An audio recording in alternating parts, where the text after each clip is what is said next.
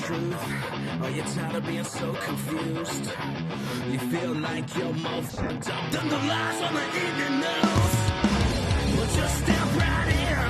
We can talk about it all as friends. And if you want, we can hug and kiss and make up for the party ends. Agree or disagree, stop arguing me.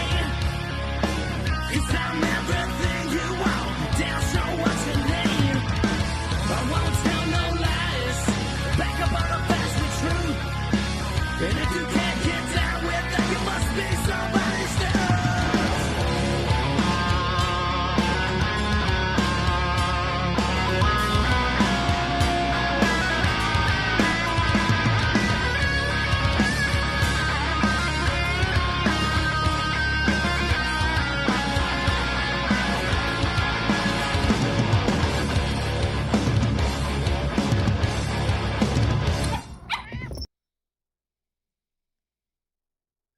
Hey, Matt, congratulations on your success, brother. And I really appreciate you giving, both sides, and just free speech, the opportunity to have a platform, dude. Got it. You got it. Thanks for everything you've done for this country, Eli. We'll talk next time. Tell Jen hello, and I'll have this ready in a couple of hours, and you can share it and take a look. Thank you, man. Thanks, brother. All right. Bye-bye.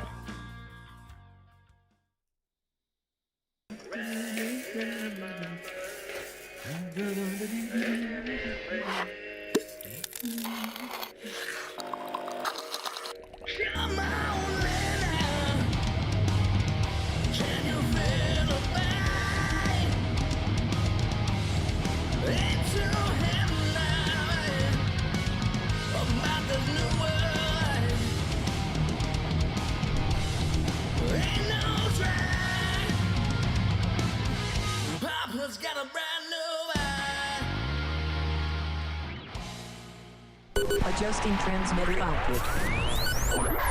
This is the Don't Unfriend Me Show with your hosts, Matt, Leroy, Amy, and Olivia. Geopolitics, military analysis, and election coverage. Coming to you live on all major social media channels at The Dumb Show. Honest, direct, unfiltered. We can agree, we can disagree. Just don't unfriend me. Welcome to the Don't Unfriend Me Show. Matthew Spear and Olivia Spear. New camera angle. We've been wanting to do this for a while, is move this camera into a permanent spot. And this is it. It's a little bit higher than head level and gets a look down, but also encompasses the entire set pretty much. We're missing the top line of firearms above there. There's a couple of Colts and an M1 Garand, but it doesn't matter. It's close enough. You get the point. So I figured it at least lets you show it. This will be interrupting each scene. When we go ahead and show the videos, this will show for like 10 seconds. We'll kind of get back to our standard camera angles. Welcome to the Don't Unfriend Me Show. Olivia is going to be showing off and very proud to demonstrate her new jacket, which will be, the big screen's going to be coming up here in about 3 or 4 seconds. And just got it. Whoa. That's you. Yeah, put it on there hard. There you go. Good stuff. It's broke. Wasn't me. I didn't do it. First of all, real quick, Melania, if you guys saw this, you guys know that the left score on Rotten Tomatoes is the critics.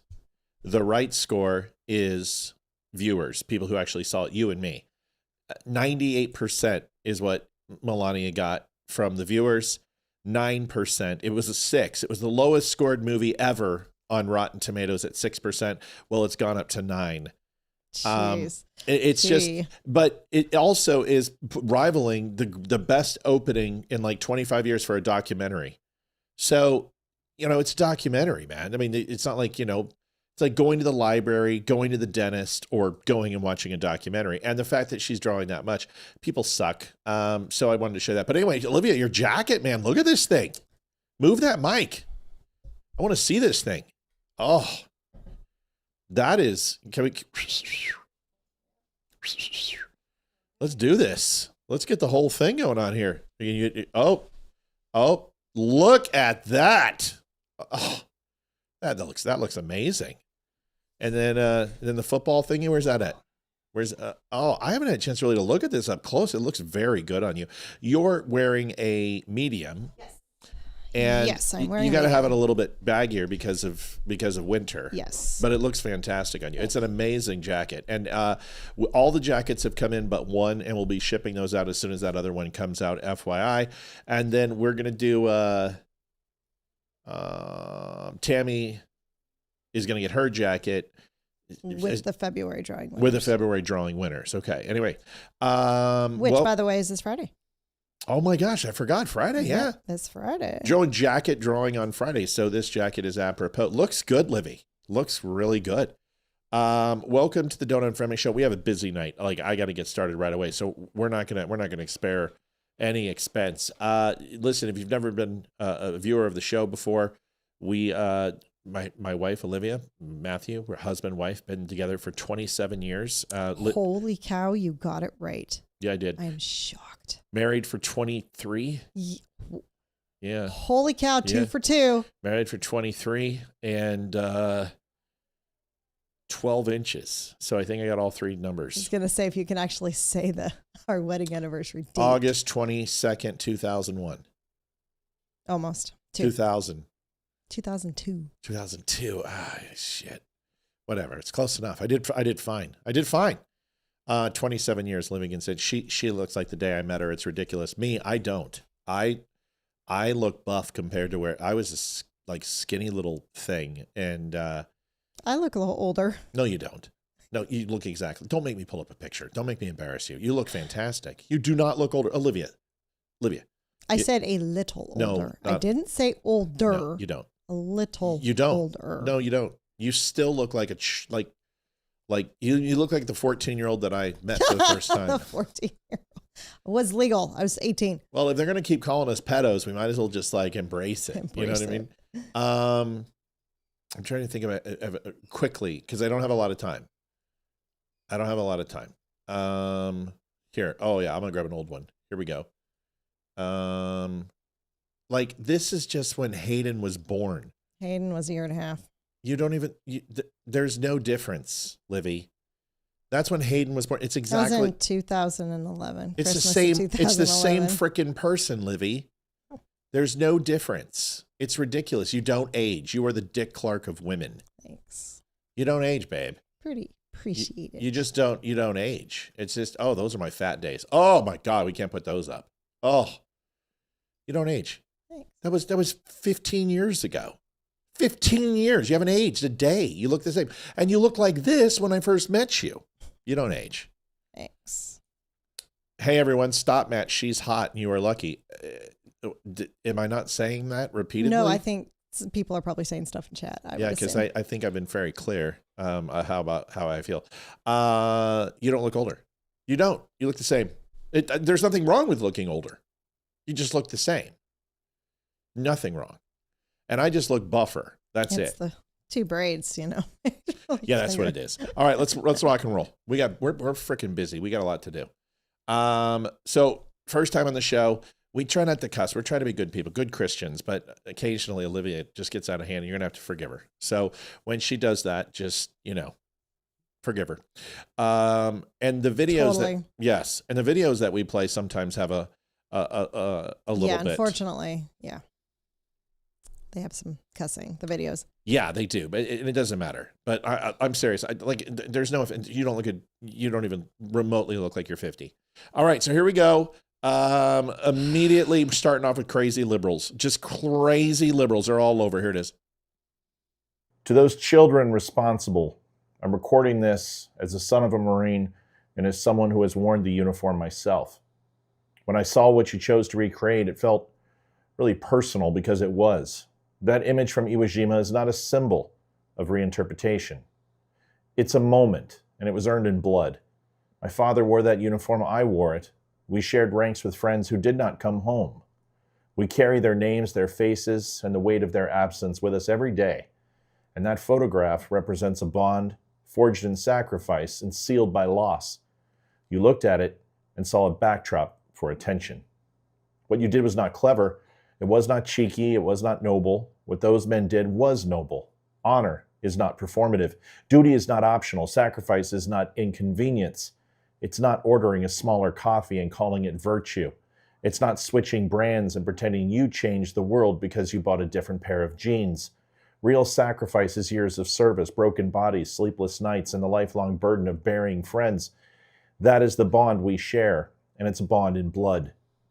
You share a different bond, a bond built on whatever the latest virtue signal happens to be, no matter who it harms, burning businesses, raiding churches, tearing down history, breaking knuckles against skin, and now pissing on the graves of our heroes. You confuse destruction with righteousness and noise with meaning. You mistake freedom for entitlement and contempt for courage. If you want to understand the words you use so casually, serve something greater than yourselves. Join the military. Learn honor when it costs you comfort. Learn duty when quitting is not an option. Learn sacrifice when it demands more than slogans and applause. Until then, stop defiling the memory of men who gave everything so you could live comfortably enough to mock it. Semper Fi to my brothers and sisters in the Corps. Bravo Zulu to all that serve. Drop it hard. And before we get into that, and I know Olivia's got something to say about it, and which makes complete sense.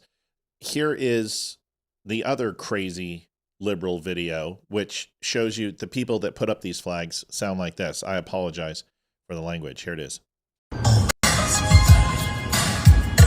Honestly, unfucking believable that this is where our fucking country is. This is our fucking country, the land of the free. Not land of the white people? What the fuck is wrong with people? What is wrong? This is America! America! Are we great yet? Make America great! Is this what you fucking want? So you don't want my brown babies here either, do you? You dumb fucks! When I fucking cried 10 fucking years ago, this is why I cried! This is why I cry! This is why we're fucking all fucking a hot mess! Cause we saw this shit coming! And now you motherfuckers are sitting silent. A-okay? But now they just shot a white man. A 37-year-old white man. Oh, but you know what? He was probably a liberal terrorist, right? So MAGA, all you motherfuckers are okay with that, right? You're okay with that? I've cut most of you motherfucking MAGA ass twats out of my life a long fucking time ago, but I'm here to tell you. I'll be honest, in prison, ass twat was a commodity that I did not partake in, but I've heard it's wonderful.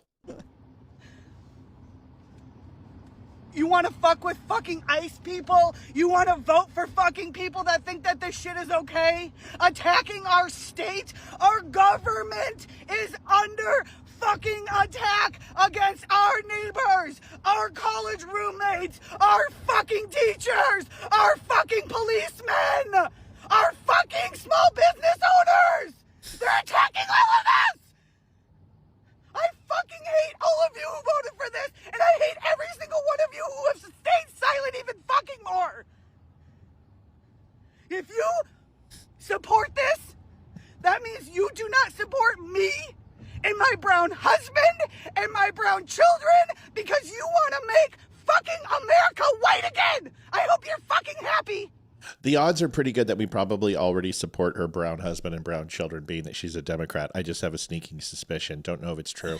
You know, the only thing that would have made that video better is to see her veer off on the road. You shouldn't be. She's going to kill somebody. You should not have your cell phone out and using a cell phone while you're driving. Insanity. And just She's like sheer nuts. like the lady just needs to.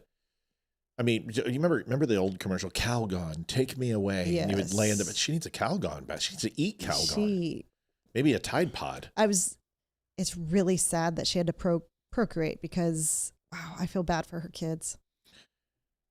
Yeah. She's a bit nuts. Yeah. Can you imagine family get-togethers on Thanksgiving when they go home and they're like, I told you them white motherfuckers are crack. She's got something going on. I mean, that's honestly, like that's pretty sane for most liberals. I mean, the ones that we interact with on social media, that's pretty much what they're like. They're all like that. And it's so easy to get them to get into that state. And you can see it slowly just deteriorate as their spelling gets worse and worse and worse. And it doesn't take much. It just takes a couple little things. Usually like when they spell your wrong, they meant you are. And I'm like, your star. And what are you, a grammar Nazi? I'm like, yeah. And also a Nazi too. So double indemnity here. Two birds with one stone. Why not? That's right.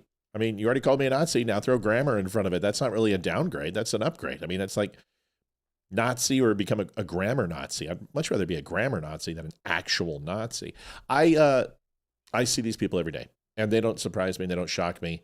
And there's just certain things you say to them that makes them flip out. Like one of them is that capitalism is great, or that the U.S. flag represents everybody, or that there are two genders. There's male and female. These things just make them remind them about the 67 million babies that they've murdered. And they short circuit like that lady did. So that's that. Now the other ones who put up the flag for Iwo Jima, your grandfather was in World War II. He was in the South Pacific. He was a Marine in World War II. Yep. And he was in the South Pacific. He was. He actually was supposed Taipei. He was supposed to go to Iwo Jima. Yep. His whatever you call it, whatever, being Marine troop or whatever he was in, they were in the battle before that on a small island. It starts with a T, and I can't. Taipei. I already said it. It wasn't Taipei. It's like TDM or something like that. I don't know. Oh, it's very small. Tantietam? Something like that. Tantietam was Civil I don't know. War. I always have to ask my dad, and he always remembers. But okay, hold on. I'll look it up. You go. Yeah, so it was a small battle, a very tiny island, and there was a small battle there. He got injured. He got shrapnel in his leg, so he was injured, and but he was supposed to go to Iwo Jima. He was supposed to be there. And he was Fleet Marine Force, I believe. So FMF. So yeah, so everything could have been different. I could not be here today. So, but the fact that my first reaction when I saw that, as I said, they all need to be hung up by a yardarm, and for all to see. I think that's treason. This is the worst thing that they could have done. And it's the fact it's all white people. Seriously. It wasn't Taipei? No. Let me ask. Tarawa. No, let me ask. No, it had to be Tarawa. Liv, it had to be Tarawa. Those are the two biggest Marine battles that there were. Taipei was United States Navy, was similar to a ship battle, but it's Tarawa. It's got to be Tarawa, honey. Doc Savage even says it's Tarawa. Yeah, I'm asking him. There's only two battles that I know in WW2 in the South Pacific that started with T, and that was like 3,000 conflicts. I think it was Tarawa, with the Marine Corps in it at least. I couldn't find anything here. Was he on Tarawa? Honey, I'm looking. We don't have time for it. It's okay. Yeah, I can't remember. Anyway, and it'll come to me, but Tarawa Atoll. something. ATOLL. But yeah, so these people are awful. Yeah. And this is why they need to bring world history and history back into schools and stop shying away, because it makes people feel uncomfortable. Our children are not being taught what they should be taught. Everyone needs to learn about it. Everyone needs to learn about World War II, including the Holocaust. Well, obviously they did learn about it. That's why they went ahead and tried to recreate it with the Somali Minnesota flag. But the point is, what? I think Tom Shin got it. Tinian. That's it. Tinian. Yeah. I knew it's something. Yeah. So I knew that, but thank you. Yes, it was that. But, yeah, I was pretty upset when he showed me that video and picture. I'm just, it is completely dishonoring and disrespecting every single soldier that's worn the uniform, regardless if it was in World War II or another war, or you served and you weren't in a war, but it is completely disrespectful to all the military. And my other grandfather, he was in the Navy and he was in the Korean War. So I had two grandpas in the war. See, that's not Tinian wasn't a Marine specific battle. That's why. So Yeah, so he was there. Tinian is where they launched the B-29s from, I believe. And once they captured Tinian Island, but it may have been originally, but that was like 44 or 45. That was later. Tom, let me know. Am I right? Was that Tinian Air Base? I knew there was an air base there. Oh yeah. Yes, Okay, well that's the I same know there one. was an air base there. They went into Tinian after they took Saipan, right? And then Taipei, not Taipan, Taipei. Saipan is where Will went, Force Recon Marine, and for President Trump, and dove down and got the remains. of the U.S. soldiers and brought them home. Yeah, because that was Saipan that he went to. All right, interesting. All right, so yeah, it's just listen. It's an absolute staple for the United States Marine Corps, but also a lot of military guys. We had ordered one, and I'm still trying to wait for it from the Bradley Exchange, which is the bronze one of Iwo Jima, and wanted that on the back wall over there, but because it's a part of history, and It's a huge part of history. for them to do that, it just demonstrates a lack of respect. And the video I tried to put out was explaining that they should spend time in the military. It'll teach them how to grow up. It'll teach them responsibility, and they obviously don't have any. But I'll tell you what, if any of them are outed and a Marine sees that, good luck. That's just not something you do, man. But they don't care. I mean, they tear down statues, they burn down businesses, they throw urine at police officers. Who cares? These people, they're losers. They're just complete degenerate dipshits. And I've got, oh man, wait, I remember the bearded guy. I got his video confession. They're turning on him because his GoFundMe, and they're calling him a capitalist and that he's trying to profit off this. And so all the people in Minnesota are turning against him, and he's mad. Good. You should feel it. Marines raised the flag on Iwo Jima. Tarawa was the battle after Guadalcanal. Yeah, it's still Marine Corps. She was thinking of battles with T. Yeah. That's what we were talking about. We weren't trying to figure out where the flag was raised. We knew it was Iwo Jima, but she was trying to figure out the battle that her grandfather was in. It starts with T, and there's only a handful that start with T. So yeah, we're very well aware where Iwo Jima is. Okay. So something to think about. We'll move throughout the rest of this. Virginia is in deep trouble. Spanberger is just putting executive order after executive order. This just makes my blood boil. Listen to this. Here you go. These immigrants out of the prisons. It is safer for everyone, not on the street operations. So it seems like Spanberger, she didn't get the memo?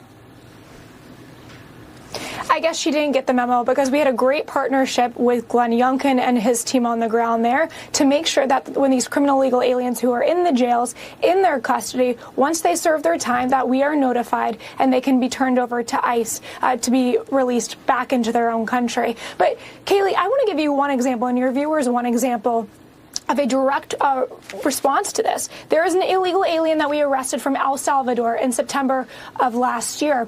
He was arrested for strangling with an electric cord his 8-month-old sister. Oh my goodness. She was killed because of the policies, because of these new sanctuary city policies out of Virginia. Once this individual serves his time, he will go back onto Virginia's streets because we're not allowed to be notified. That is absolutely heinous, and Virginians are going to be a lot less safe because of this policy. Tricia, that is insane, what you just told me. And I saw on your Twitter feed that in New York, this is just likewise insane. 6,947 illegal aliens with criminal records were just let out on the streets of New York right behind me. That's exactly right. And we saw the same out of Minneapolis, which, of course, we're trying to solve for. I'm so glad that Tom Homan is on the ground there trying to make really what is common sense deals, because all we're asking for is for state and local cooperation. I mean, just a couple more of these individuals that we've picked up off of the street in the last few days, Kaylee, out of Minneapolis. An individual from Laos convicted for rape and sexual assault.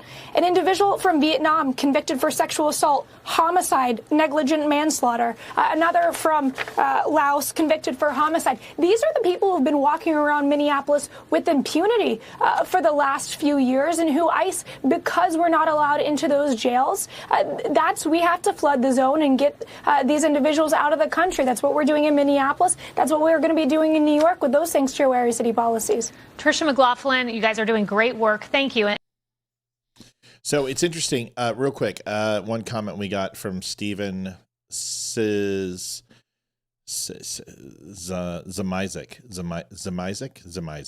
Close enough. It sounds good. It sounds good to me. Zamizik says that all Marine battles. No, they weren't. Tiananmen wasn't just Marine battle. It was Army and Marine Corps that did it. That's why I didn't include it as the only T that I didn't include it originally.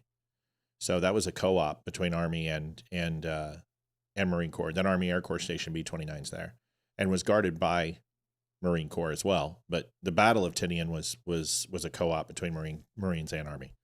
So my whole point was trying to identify single Marine Corps battles in history. So it doesn't matter. It's bloody and horrible, but not just the Marine Corps in that battle. That was my point. So moving on, I mean, this has been going on now, and we knew this was coming. We knew Spanberger. We knew they were going to go all blue. We've seen where the energy prices are. They deregulated the energy cap. So, people's bills are 3 times as much. Yes, it's been colder, but not 3 times as much colder. So crazy.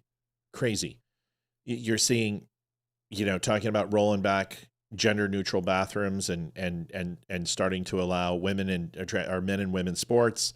They're starting to roll this stuff back, and taxes are being increased. I think the last count was like 72 new proposals on raising taxes in the country, and then also redistricting the lines, which luckily a judge found it to be unconstitutional to the state's constitution to do those. The issue is that Virginians are basing it, unlike Texas. Texas did it on political disposition, which is not against it. And it's allowed because political ideology should be based on your voting blocks. But Virginia is doing it based on race and social and economic inequality is what they call it. And the districts are just ridiculously zoned. And they're doing it to eliminate Republican influence in Virginia. But this is the problem is like, this is what we've been saying, is that every single red state should have redistricted. As soon as California started talking about it, as soon as Maryland obviously talked about it, they talked about it in Virginia, they should have redistricted. And we didn't. And certain states like Nebraska were completely weak. They didn't do anything. They just said, no, we're not going to do it. And this is the problem, is because Republicans want to be liked and Democrats don't care. They just don't care. Steven says sim check. Army came in after. That's not correct. I mean, I don't know, Steven. I'm not here to argue with you, man. I mean, okay, yep. Marines did everything. Army was never involved. Moving. You're wrong. Absolutely 100% incorrect. But that's it. The whole point is Virginia is falling by the wayside. This is pretty standard. And this is what happens in blue states is you see this is they slowly take over the city council, they take over the school boards, they take over the Senate, the state legislature, the mayoral races, the gubernatorial, because we don't stay home. We don't stay home is what we shouldn't be doing when Donald Trump's on. But when we are looking at midterms, we do stay home. And whenever Trump's on the ticket, we show up. And this is why he's spending the next 9 months pushing this so hard and traveling into these blue areas is because, well, purple areas, is that he understands that if he loses the House, the presidency's over for Donald J. Trump. Yep. They're going to impeach him. They'll find something. The Senate will collapse. They'll move forward. They just push forward the Obamacare proposals and funding of Obamacare. Republicans did that in the dead of night. They did it right before the storm. So Republicans will buckle. They don't need Trump anymore. He can't run again. They know that. And now they're going to get off the rocket and try to find other coattails that are more prestigious and effective for them. And this is what's going to happen. So either you win the House and you win the Senate, or, well, you just have to win one. they can have the House, but then they'll have subpoena powers and they'll be able to impeach, but then it will be dead in the Senate. But to be honest with you, I don't know if it will be. No idea if it will be, because I don't know how many neocons we have in there. We have people like Lindsey Graham. We have people like Thomas Massey. These people are complete rhinos. So once Trump's gone, it doesn't behoove them to stand in line. Here's Trump talking about the election. Listen to this, and I hit submit before you did. It's okay. No, we need to get these in. Oh wow, it's tiny. Where's it at? Right there. Oh, that's what she said. Mitch donated $12.34. Did I say Mike? You said Mitch. You combined his last name. I did. Mike Rush. It's Mitch. It's Mitch. Via Mitch. snail mail. $12.34 via snail mail. We're on the payroll. We get a payroll check from Michael every single week, and we wanted to say thank you. We appreciate you. Mike. Being the first show of February, we'd love to get off to a good start. Get the month off to a fantastic start. It is. Well, we have a ton of people on. We have almost 200 some odd on. So the nice thing is we're starting to see consistency in our numbers. YouTube's up to 85, which is beautiful. Gosh almighty. Nice to see that we have more on YouTube than we do on Facebook almost. That's impressive. Here is the next thing. Trump says it's coming. Listen to this. I want to get your thoughts. Pretty much, we're getting very close to it, but we know pretty much who's funding this stuff. These are paid insurrectionists, paid troublemakers. But I was elected by a landslide. I won every swing state. I won the popular vote by a lot. I won everything. And I was elected by a landslide on law and order and on strong borders. We had a border that was so bad, so open, where 25 million people came in over a period of 4 years, and now nobody comes in. Nobody even tries to come in. And I can only say, I think we'll say it very plainly, elections have consequences. What does that mean? Elections have consequences. Does it mean that overall you put people in and therefore there's legislation passed and decisions are made that are contradictory to what you want? Does it mean that consequences are coming? How do you interpret that, Livy? Elections have consequences. It's if you vote for somebody that is on the left and you know for a fact that what they're campaigning on is something that's going to ruin the state and they end up winning, they're going to freaking ruin the state. And everyone should have seen how left Spanberger was. Oh, yeah. Oh, gosh. Yeah, it's a moderate. They sold her as a moderate, but they weren't. They tried to sell her as a moderate, but I saw right through. But apparently other people did not. I don't think people got out and voted and didn't care.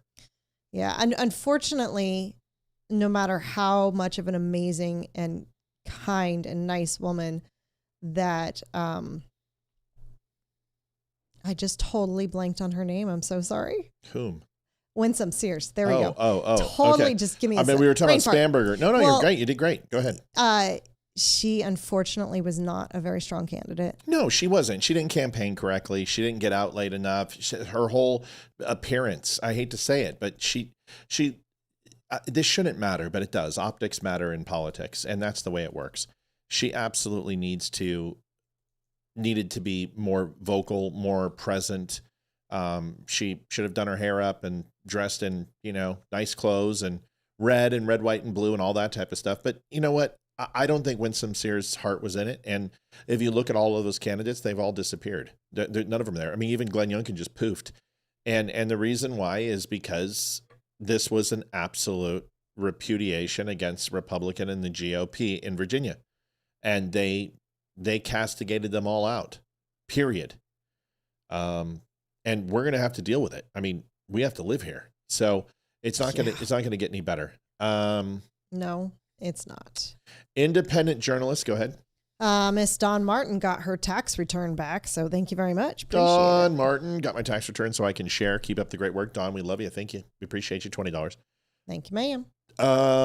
Here's the thing. There's an independent journalist, Georgia Fort. You guys remember just a little bit ago with Don Lemon when the group of activists went and stormed the church and broke the FACE Act? There were three people who were really the biggest instigators. The one is the bearded douchebag, who we're going to hear a little bit about. Then the lady with the black braids. And then there was another lady. That's Georgia Fort. And I want you to watch this video and you tell me the authenticity of this. Does this seem real to you? Hi, Darla. Thank you for saying hello. You tell me if this sounds real to you, because she's recording on Instagram or TikTok, and she says one of her relatives are talking to whoever's arresting her, and I'm assuming it'd be state authorities. But listen to this, and you tell me if this is real. You guys, I wanted to alert the public that agents are at my door right now. They're saying that they were able to go before a grand jury sometime, I guess, in the last 24 hours, and that they have a warrant for my arrest. I've talked to my attorney, and I'm being advised to go with them, I guess, down to Whipple. And my children are here. They're impacted by this. Should have thought of This is that. all stemming from the fact that I filmed a protest as a It's a little bit You of did it. a little more than that. That's a little bit not bad. member of the media.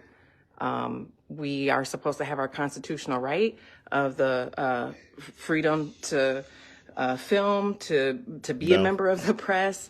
No, none of those things are I true. don't feel like I have. By the way, folks, you don't have freedom to film, and you don't have freedom to join the press. Yeah. Do you have press credentials? You have the freedom of the press, which might include filming and might allow you to have rights once you're a journalist. But I think what you're trying to say is speech, and you do. But what you did was be an interlude to stopping other people from practicing their freedom of speech and their right and freedom of religion to practice and worship however they want. And just because you have a right doesn't mean you get to go ahead and take somebody else's. That's what this is about. And this is what she doesn't understand. So she's like, I'm the victim. What did I do? Of course, they're all the victims. My kids are crying. What about the children that were at that church who thought that you people were going to kill them or drag them up and beat the hell out of them? What about the guys screaming at people and telling them that they were white race traitors in front of their kids? What about what they did to the pastor? What about Don Lemon? So give me a break. My First Amendment right as a member of the press, because now federal agents are at my door arresting me for filming the church protest a few weeks ago. Again, I don't have a long time here, you guys, but I wanted you to know, for me, agents are at my door right now. My attorney has spoken with them. I did send a relative outside to talk to them. They're showing some type of documentation, apparently, that they got. And yeah, it's called a warrant, sweetie, and it's for your arrest. So butter up. Apparently, she was going to turn herself in. So did... Oh, yeah. Absolutely. They sent him anyway. No. Her lawyer can call and inquire about being turned in, but that doesn't mean anything. They're not going to wait on her beck and call. If she has a warrant, if there's a grand jury that came through, he heard about that and he tried to get ahead of it. Good. Send in SWAT. I don't give a shit. Treat her exactly like she treated somebody else. An indictment from a grand jury. I knew that I was on a defendant's list. I did not publish it because it was under seal. And so we've done everything that we can to try and abide by, the advice of our attorneys. But right now, you guys, I wanted you to know I'm going to have to hop off here and surrender to agents as a member of the press. Good. I filmed the church protest a few weeks ago, and now I'm being arrested for that. Good. It's hard to understand how we have a constitution, constitutional rights, when you can just be arrested for being a member of the press. We've seen all these violations. All right, you guys, I got to go. They're knocking. Yep, she's coming right now. Who does she give think me 1 she second. is? Considering Don Lemon got arrested, what does she think? She's better than Don Lemon? Plus, I still haven't seen her press credentials. And apparently the Constitution only works when it's for them, not other people. Isn't that funny? Yeah, it really is. Isn't that funny? I mean, very much. I was talking about somebody who's completely just disassociation disorder. I was arrested because I'm a journalist. No, sweetie, that's not why you were arrested. You were arrested for trespassing. You were arrested for interfering with a church service, which goes against the FACE Act. And that has consequences. And those consequences are your arrest. Now, she'll face a fine, maybe some community service or something, but that's it. You know, it would be awesome. This would be so good. I'm trying to figure out what the best would be. Cleaning up after a MAGA rally would be perfect. Like, that would be awesome. Just picking up all the trash. But how about sending these people into the inner city to remove graffiti? Or how about going to some of these churches that have graffiti on the outside or that are unkept, and how about working at these specific churches? And I bet it'll be the best treatment they've ever had in their lives. They'll have lunch, they'll have breakfast, they'll have dinner, they'll be invited inside to have coffee and drinks. People will come out and talk to them. The parishioners will treat them like gold, even though they're doing community service, and they'll find out what Christians are really like. If it was any other place, if it was a mosque, if it was a black church, if it was a church in Texas, those people would have had their ass bounced out of it faster than lickety-split. In fact, the pastor would have been begging the parishioners not to browbeat these people. Yep. And there would have been so many guns pulled in Texas. You have no idea. Like, no Everyone idea. cares. It's just, of course, it's like, they have the same mentality as mass shooters. Go into these vulnerable churches, go into these communities that aren't about this. And they're horrible people. They're evil. And the thing is that you're not convincing anyone. All you're doing is getting people to hate you more. And this is the thing. Like, Alex Preddy, if this was 5 years ago, I'd probably be like, man, this sucks. You know, I mean, it sucks. The guy's a complete jackass, but he shouldn't have died. Now I'm like, whatever. Good. Do more. Because at this point, these people, they're not changing anything. They don't have demands. They don't have expectations. All they do is complain and bitch about the next big thing. And all they're doing is creating more conflict than what they're protesting against. I mean, let's be honest with you. At least the Hamas protests, where they were in support of Hamas and killing Jews, at least, you know, there was a war going on. Now, you're on the wrong side of who you should be supporting, but at least, you know, you're just anti-war and you're an idiot like the people in the 70s. But at least those people in the 70s understood that Vietnam wasn't a war that was going to get us anything, and they were right. But what happened between Jews and Hamas has been going on for thousands of years. And what took place most assuredly was an attack and a prelude to war. And it was an act of war. You can say what you want about Vietnam, you can say what you want about Korea, you can say what you want about Iraq and Afghanistan, but out of all the battles that have happened over the last probably 65 years, the Jews were pretty freaking righteous in their decision to go in and do what they did, and justified more than just about anybody. Lisa subscribed. Thank you, Lisa. We appreciate you. 209 people on. Holy, crushing it. YouTube's going off for some reason. I don't know why. We just hit 370,000. We just did hit 370,000. Looky, got a cookie. Arizona Dems try to skirt voting. Watch this. This legislator just asked them the same question over and over, and Democrats can't answer it. This is literally your brain on liberal policy. Listen to this. Do you believe that people should have to be United States citizens in order to vote in Arizona's elections? I'm representing an organization, and I'm speaking to this bill. I've shared those sentiments.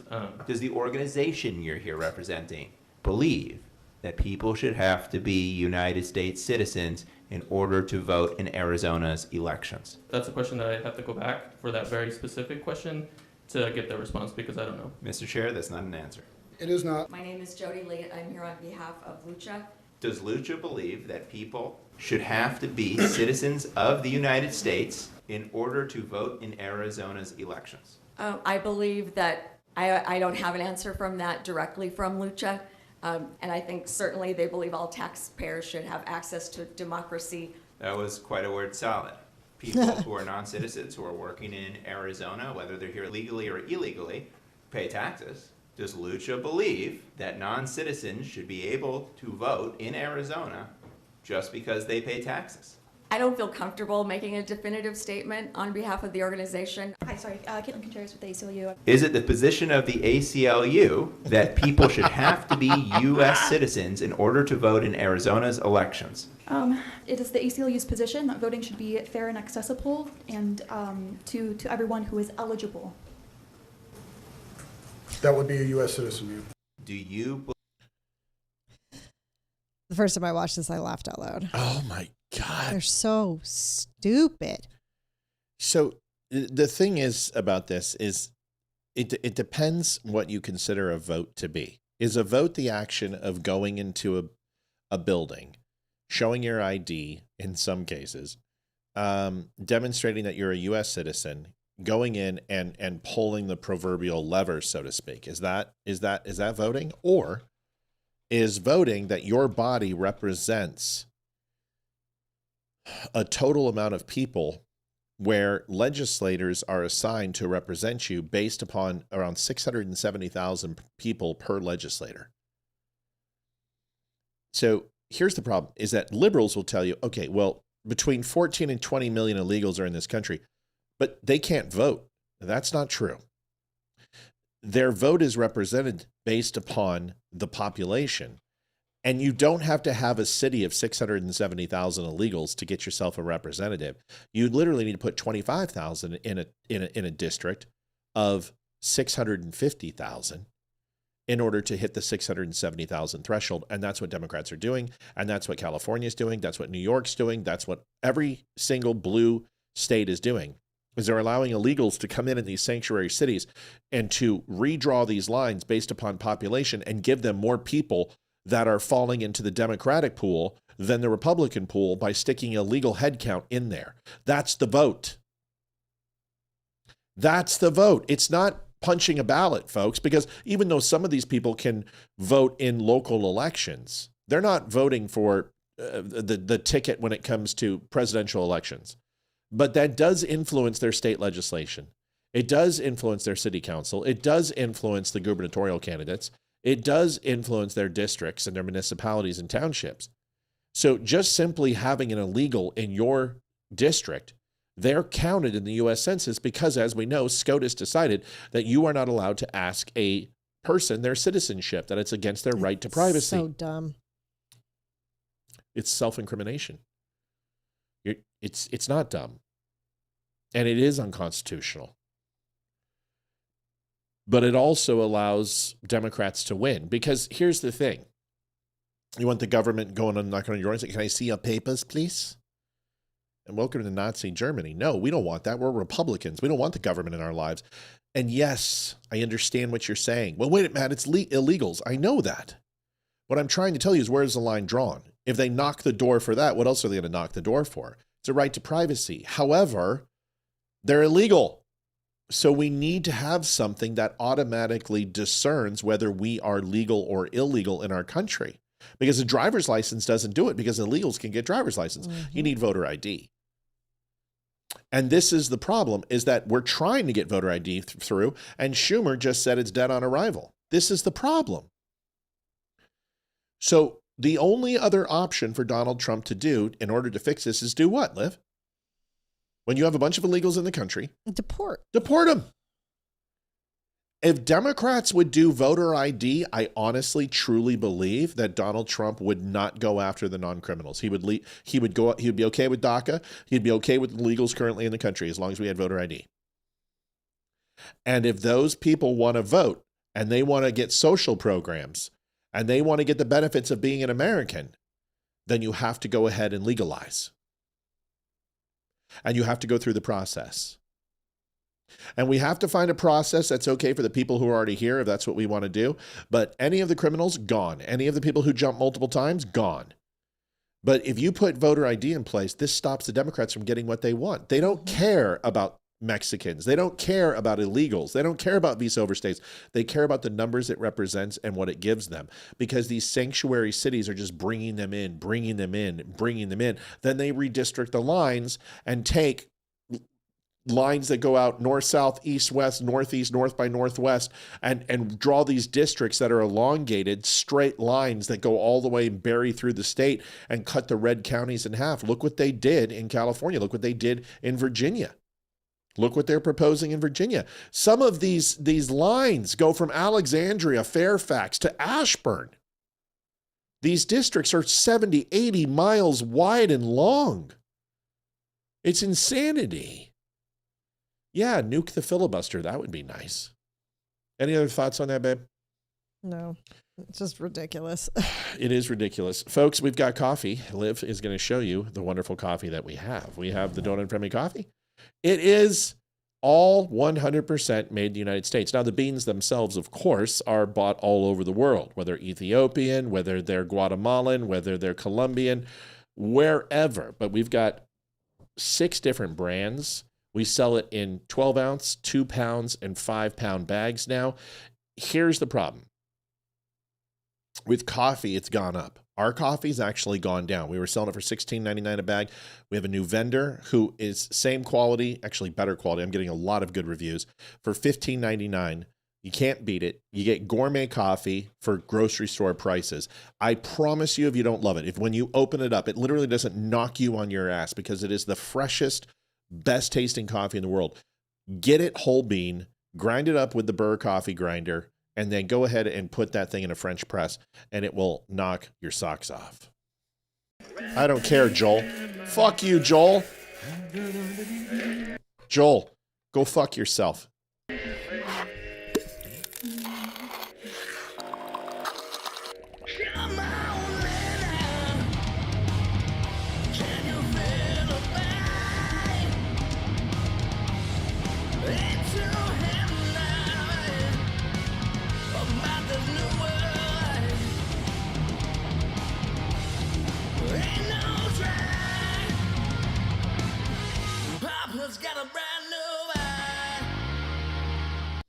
Shipping whenever you want. Chuck, I know where your order. It's separate. We don't do our coffee together with our regular product. And as far as don't sell, we're going to sell whatever the hell we want to pay for it. I mean, you know what? Here, you don't have to watch, Joel, and I know who you are. Bye. That quick. Capitalism, bitch.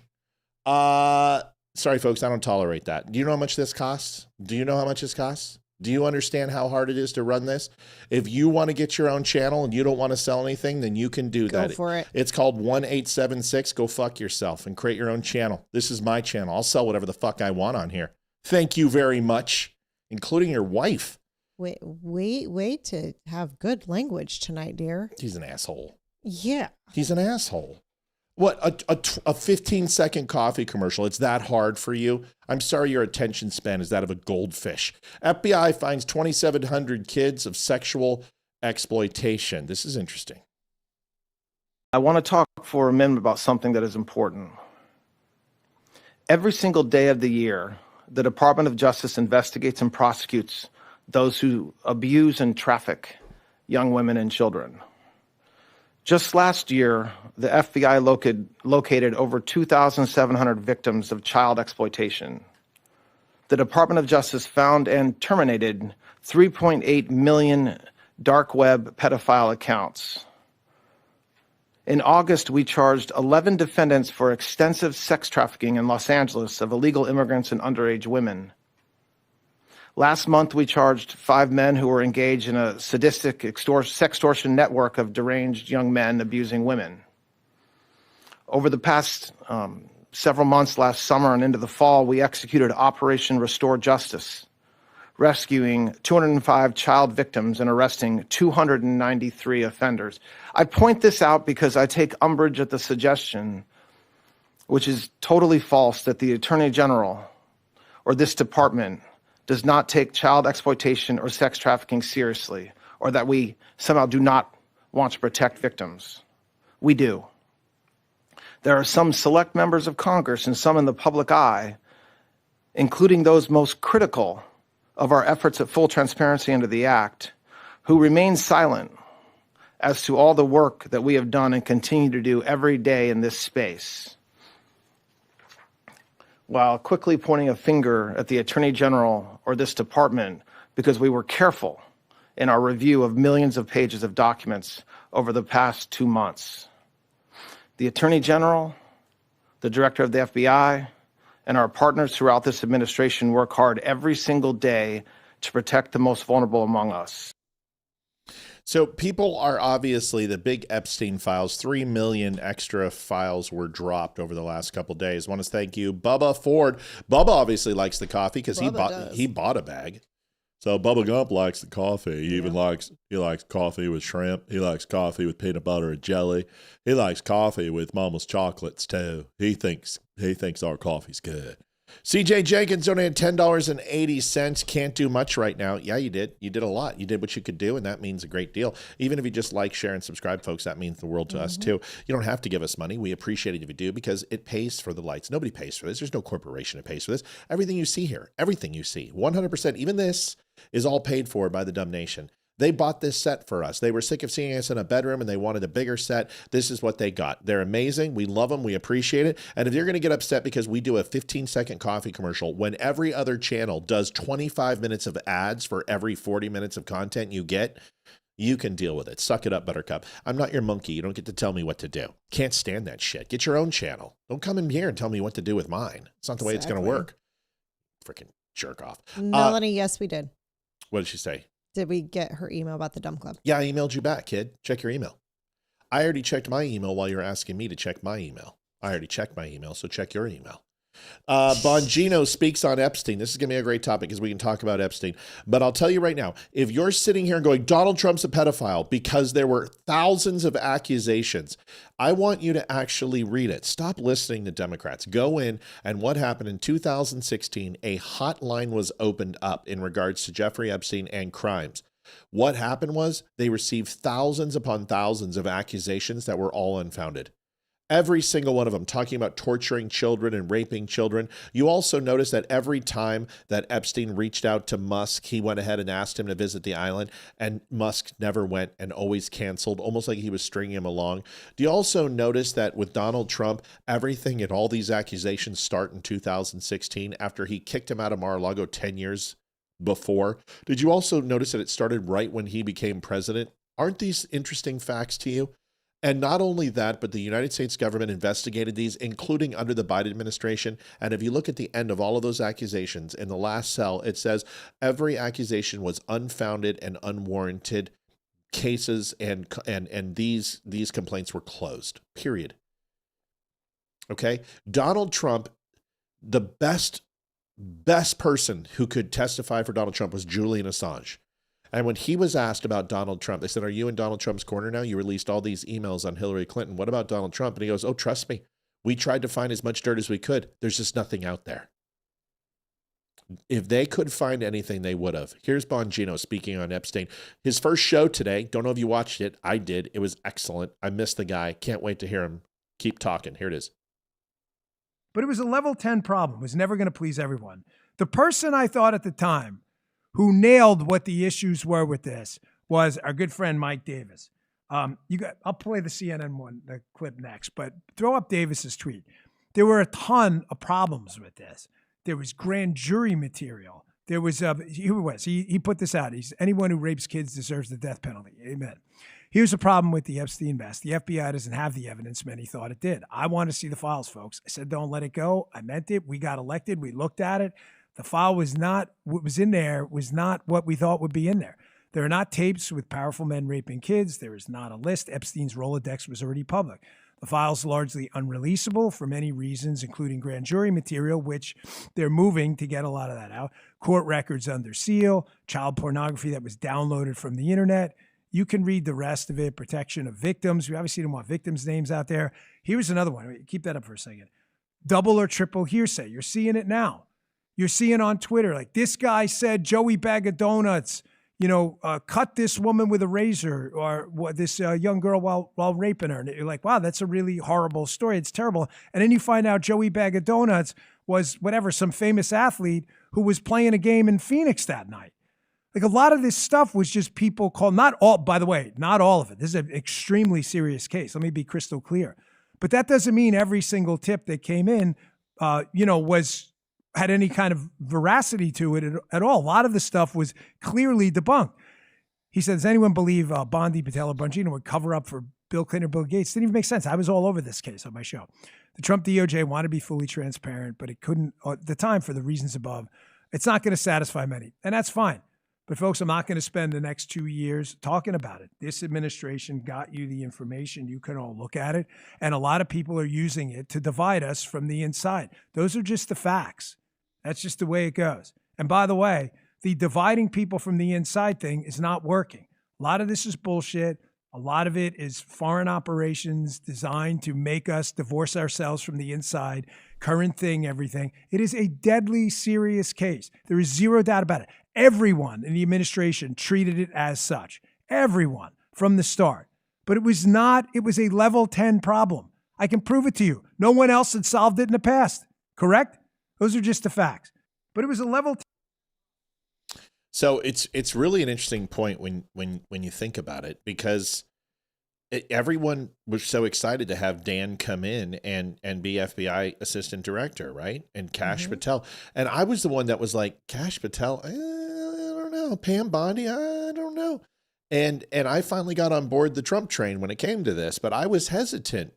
And I can tell you that it was just a role reversal. I told you guys, it's more than likely. What's more than likely? That Dan Bongino, Kash Patel, Pam Bondi, Ratcliffe, and everybody else just sold out and completely just went against everybody, that were brainwashed by the deep state. Or could it possibly be that it's a big nothing sandwich on Epstein?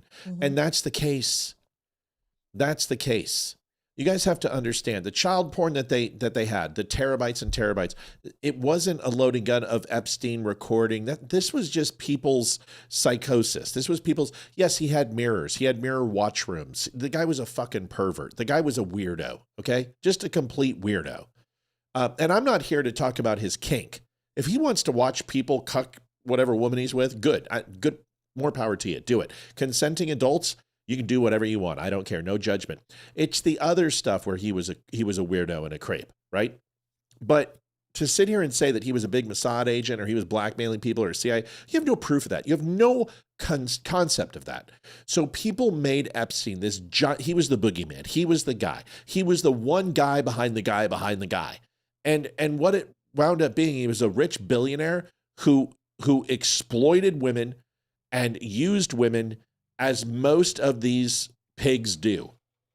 And the thing is he had unlimited time and unlimited capital to do it on a global scale.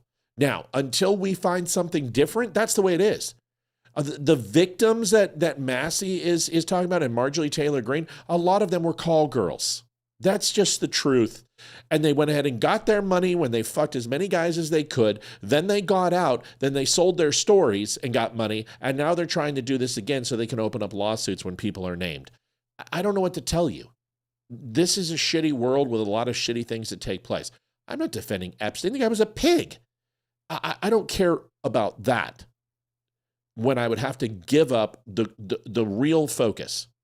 The thing we should be focused on right now, which is getting our country out of $38 trillion in debt, which is reestablishing our military and our dominance around the world geopolitically, which is trying to help make homes a little more affordable by lowering gas prices. These are the things that impact my life. Whether Jeffrey Epstein and the Crown Prince diddled somebody, I don't care, because either take that person and put them in jail and put them behind and dig them a hole under the jail, or we're just going to do what we always do, where crimes are done all the time and nobody holds it to account. I'm not going to lose any sleep over it. I don't have time. If Dan Bongino says he went in there, he was in a position to do whatever he could. He went in there and realized it was a big nothing burger, then I take Dan's opinion just fine. I'm good with it. Because that's what the evidence shows. Otherwise, we would be seeing people going down. Do you really think that political espionage and business espionage doesn't take place? You don't think there's private detectives? You don't think that there's people who would use this against CEOs of rival companies? Give me a break. If this stuff was out there, they would expose these people. They would destroy these people. Oh, no, Matt, it's the deep state, and all the deep state protects each other. You know what the deep state wants more than anything else? Is to take over companies that are taking their margin and their profit share. What do people with power want? More power. Don't tell me that there would not be corporate espionage taking place, blackmail rings going on. Give me a break. I think a lot of the people, and I know everyone wanted it to be something. People on the left wanted it to say Donald Trump. People on the right wanted it to say Bill Clinton and Obama and everything else. Well, us normal people have come back down to earth and realize that it's not everything it was hyped up to be, but you still have these people on the left and the right that are freaking out about it. And the people on the right are the ones that told us about Pizzagate, right, and that still think Pizzagate is a thing. And the people on the left are the ones that think that any person that comes out and says anything against a Republican is absolutely right, no matter how false. They're the people who believed Walshy Ford or whatever the heck her name was about Kavanaugh, and E. Jean Carroll, and they're the same people who believe that. So they didn't believe it. They used it as political opportunity and political capital, right? Yeah. So nobody believed Blasey Ford. Blasey Ford didn't even believe Blasey Ford. Mm-hmm. It happened at some time that I don't remember in a place that I can't seem to recall, and during a year, and I don't know the address. But he raped me. He raped you, ma'am? Well, he sexually assaulted me. He touched you? Well, he was in the room. Where? I don't know. Who? I don't know that either. Give me a break. It's just like this. Donald Trump probably grabbed E. Jean Carroll by the pussy. I'm just letting you know. He probably took her into Bergdahls, probably bought her some sexy lingerie, told her he wanted to wear it. They went in there, they made out, he slipped her the finger, and then guess what? She knew that she could make money off of it. She knew that she could go ahead and say this. Because, guys, I don't know if you knew this or not, but Donald Trump was a philanderer. Donald Trump got around, okay? He was a playboy. He's not that man anymore. But he did some shit that I have done. Okay? Before I got married, I was a whore. I'm not proud of it. I've talked about it with my wife. I've bared my soul. I've asked for forgiveness for those type of things that I did before I knew her. That's it. Donald Trump did some bad things, folks. Okay? We know this. But did he rape her? No. We know this. We know that he was best friends with her husband. We know that they were going through. We know that she got around with other guys. We know she's accused 7 other guys of sexual assault and rape. We know that he was not in a criminal court. There was no indictment. There was no investigation. There were even no charges. E. Jean Carroll never accused him of rape. Civilly, she did. And guess what? She lost that. The judge said Donald Trump sexually assaulted her without touching her. Go read the final case notes. And then what does he do? He comes out and talks to the press and says, oh, yeah, it most assuredly was rape. Well, then that's not what you came back and said. You said it was sexual assault. So Donald Trump tries to defend himself and say, listen, I didn't do any of those things to her. And what? He gets slapped again. She's crazy. She paints rocks. Her cat's named Vagina. She's insane. She is. And what they hit him with $96 million lawsuit. Give me a break, people. Come on.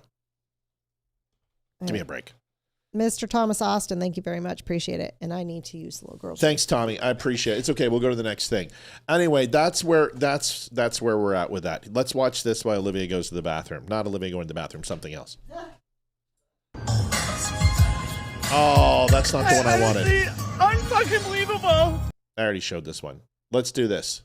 Here's Comey talking about HRC and Bill. We're going to hold both Clintons in criminal contempt of Congress. I'm going to note for the record that former President Clinton is not present. Today, the House Committee on Oversight and Government Reform meets to advance 2 resolutions recommending that the House of Representatives find former President Bill Clinton and former Secretary of State Hillary Clinton in contempt of Congress for refusing to comply with duly issued subpoenas. The question is now on favorably reporting the William J. Clinton contempt report as amended. Mr. Chairman, on this vote, the ayes are 34, the nays are 8, with 2 voting present. The ayes have it. Pursuant to this vote, the committee hereby favorably reports and adopts this report recommending that the House of Representatives find William J. Clinton in contempt of Congress for refusal to comply with the subpoena duly issued by this committee. The question is now on favorably reporting the Hillary R. Clinton contempt report as amended. Mr. Chairman, on this vote, the ayes are 28, the nays are 15, with 1 voting present. The ayes have it. Pursuant to this vote, the committee hereby favorably reports and adopts this report recommending that the House of Representatives find Hillary R. Clinton in contempt of Congress for refusal to comply with a subpoena duly issued by this committee. We will move the report to the full House. Today, the Clintons must be held accountable for their actions, and Democrats must support these measures or they will be exposed as hypocrites. But if Comer tries to bring this resolution, he wants to lock Hillary Clinton up, consistent with what Donald Trump's been saying now for 10 years, lock her up, then we'll deal with it appropriately. Yes, everyone's above the law. Everyone. That's just not true. Every single person is above the law. I'm so tired of hearing this. I'm so tired of hearing it. Hillary Clinton is never going to jail. Donald Trump is never going to jail. Barack Obama is never going to jail. Joe Biden's not going, none of them. Folks, people of their stature don't go to jail. People of their stature get isolated and get segmented out of power. That's their punishment. They don't go to jail. George W. Bush was removed from the power structure, period. He is the least visible ex-president ever. Ever. He doesn't do interviews. He doesn't do speeches. He doesn't do anything. He literally has been excommunicated from the national stage because of what he did was very much war crimes. Whether you like that or not, you don't get to kill 1 million Arabs between Obama and Bush and Clinton. But if you take a look, Obama, Clinton, and Bush don't come out much. They kind of got pushed this side. Obama's the most out of all of them, but Clinton, he's been excommunicated. He will not go to jail. None of them will go to jail. It doesn't matter what they do. It doesn't matter. Stop assuming they're going to go. And this whole bullshit, it's just a waste of time. I went through it. I already went through this. I went through it during Benghazi. We're going to have Chris Peranto on the show. And when? 18th, 2 weeks. I'm going to talk to Chris about the Benghazi hearings. We're going to get into it with Chris this time. I'm going to ask him some serious questions, and I want him on record. I want to hear it, and we're going to go into it. We're going to dive into it. We're going to go into Clinton. We're going to go into his opinion. We're going to go into all of it. And this is going to be a serious conversation because now I think we're friends, so I can ask him. But I already went through this. The fact that what she did with the servers, what she did with BleachBit, 33,000 emails, when she broke a cease and desist, she had a cease and desist order to protect all evidence, and she destroyed evidence, and she didn't go to jail for that. The fact that she took compartmentalized information and a compartmentalized program out of a SCIF, a secure location, and put a TSI SCI compartmentalized system inside her basement on an unsecure server. No. If I did that, I would be in Leavenworth for the rest of my life. None of them. They're done. They're not going to jail. So you can subpoena Clinton. You can subpoena. It's a waste of fucking time. How about you do this? How about you balance the budget? How about you do what we sent you to Washington to do, which is to fix this country? Because you going after Bill Clinton, you spending another $17 million on a complete waste of time that everyone knows nothing's going to happen. There's nothing going to happen because, guys, the Senate and the House are not the judicial branch. They have no power they can subpoena, they can investigate. They can't even activate the DOJ. That's not their job. They can do criminal referrals and it doesn't go anywhere. They can't write you a fucking parking ticket. They don't have judicial power. And that's why we have a balanced branch of government. So executive doesn't have more power over the legislative, and the legislative doesn't have any power over the judicial. They're three separate branches of government, and they are not endowed with the power of judicial powers. They can't even get you a late library fee. They can hold you in contempt. That's about the only thing they can do. And that's selective because Hillary Clinton, what happened to Steve Bannon? What happened to Manafort? They have held them in contempt, but nobody's holding Hillary Clinton and Bill, and they're not going to either because they are a part of the power structure. They are former First Lady and President of the United States. They're not going to see a jail. They're not going to get fined. Nothing will happen. It's just not going to happen. And you need to let it go. Because I've given up. I hate the woman more than anybody on the planet. The woman, she blocked me. I can't stand Hillary Clinton. I think she is Satan. But every time you go for the horns, man, you just miss her right in the middle. You can't get her. She's too powerful. They're too powerful. They won't be touched. Now, someone says, what is an adjudicated rapist? Liv, what's an adjudicated rapist? Someone who's been not accused, but actually found guilty of rape? Isn't that an interesting thing that that's what it sounds like? And go figure that liberals would do it. Can I explain to you what adjudicated means? Means that a court decision was made on the accusation of rape. It just means a decision was made. It means that there was a case presented civilly. So when you say adjudicated rapist, what they're saying is that he was judged for rape. He was found innocent.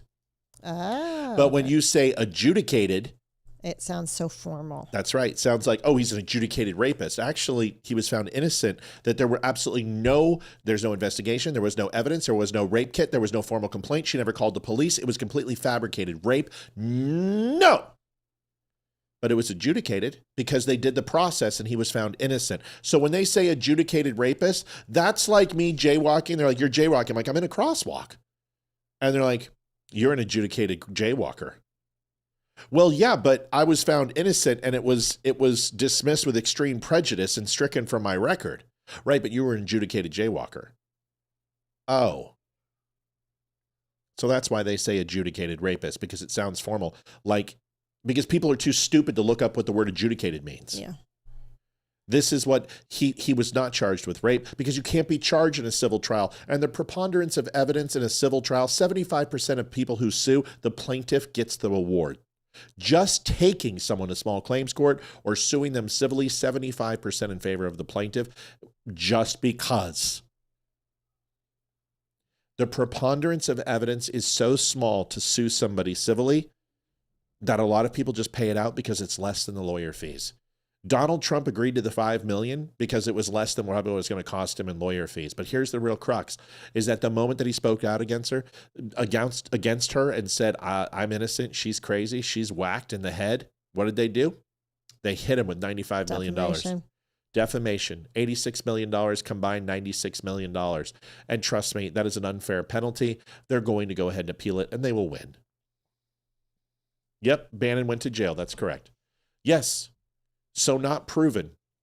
No. Joanne Townsend, $10. Thank you, Matt and Olivia. You're welcome. 105. We're a third way to goal, folks. We 45 minutes to hit 300. Thank you so much, Joanne. Adjudicated, like I said, is just the process of judgment. It's hearing the case in open court and a decision was made. That's what adjudicated means. It's the process of judgment. But it doesn't mean that you were guilty. I'm an adjudicated child beater.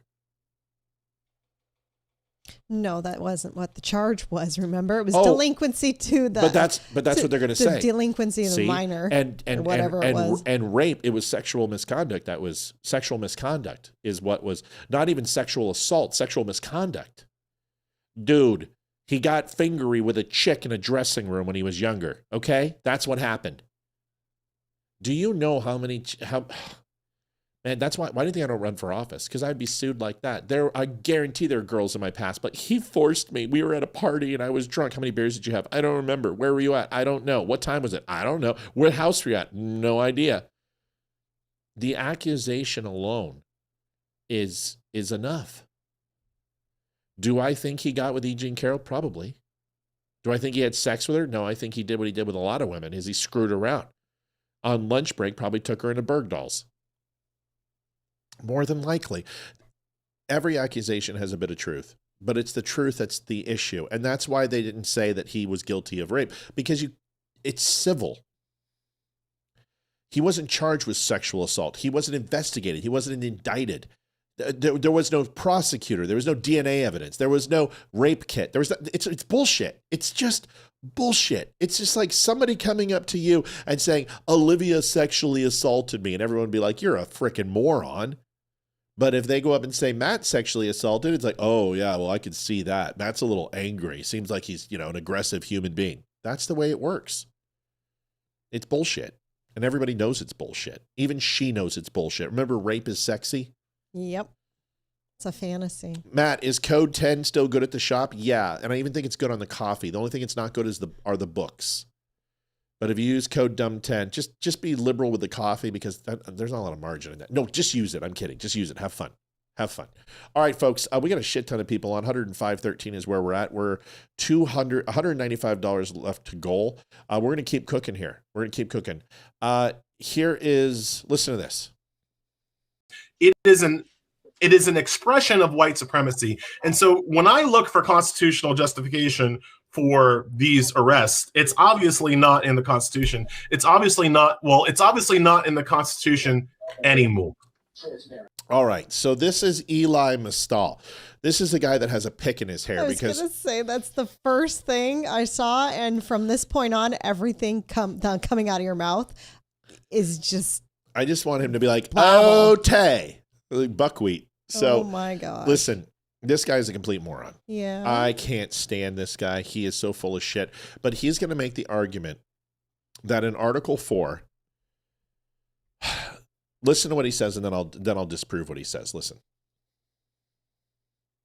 Because there was something in the original Constitution that would have allowed them to arrest a black journalist like Don Lemon. And that was called the Fugitive Slave Clause in Article 4 of the original Constitution, which allowed the government to reclaim escaped property should that property have successfully made it to a free state. What does that have anything to do with Don Lemon getting arrested for absolutely nothing? Nothing, wow. Olivia. Good question. By the way, someone says they like your hair. Olivia, I like the way you have your hair. So do I. I'm going to enjoy it later too. So here's the problem. Yes, horrible. The Constitution of the United States. Yes, we also know about the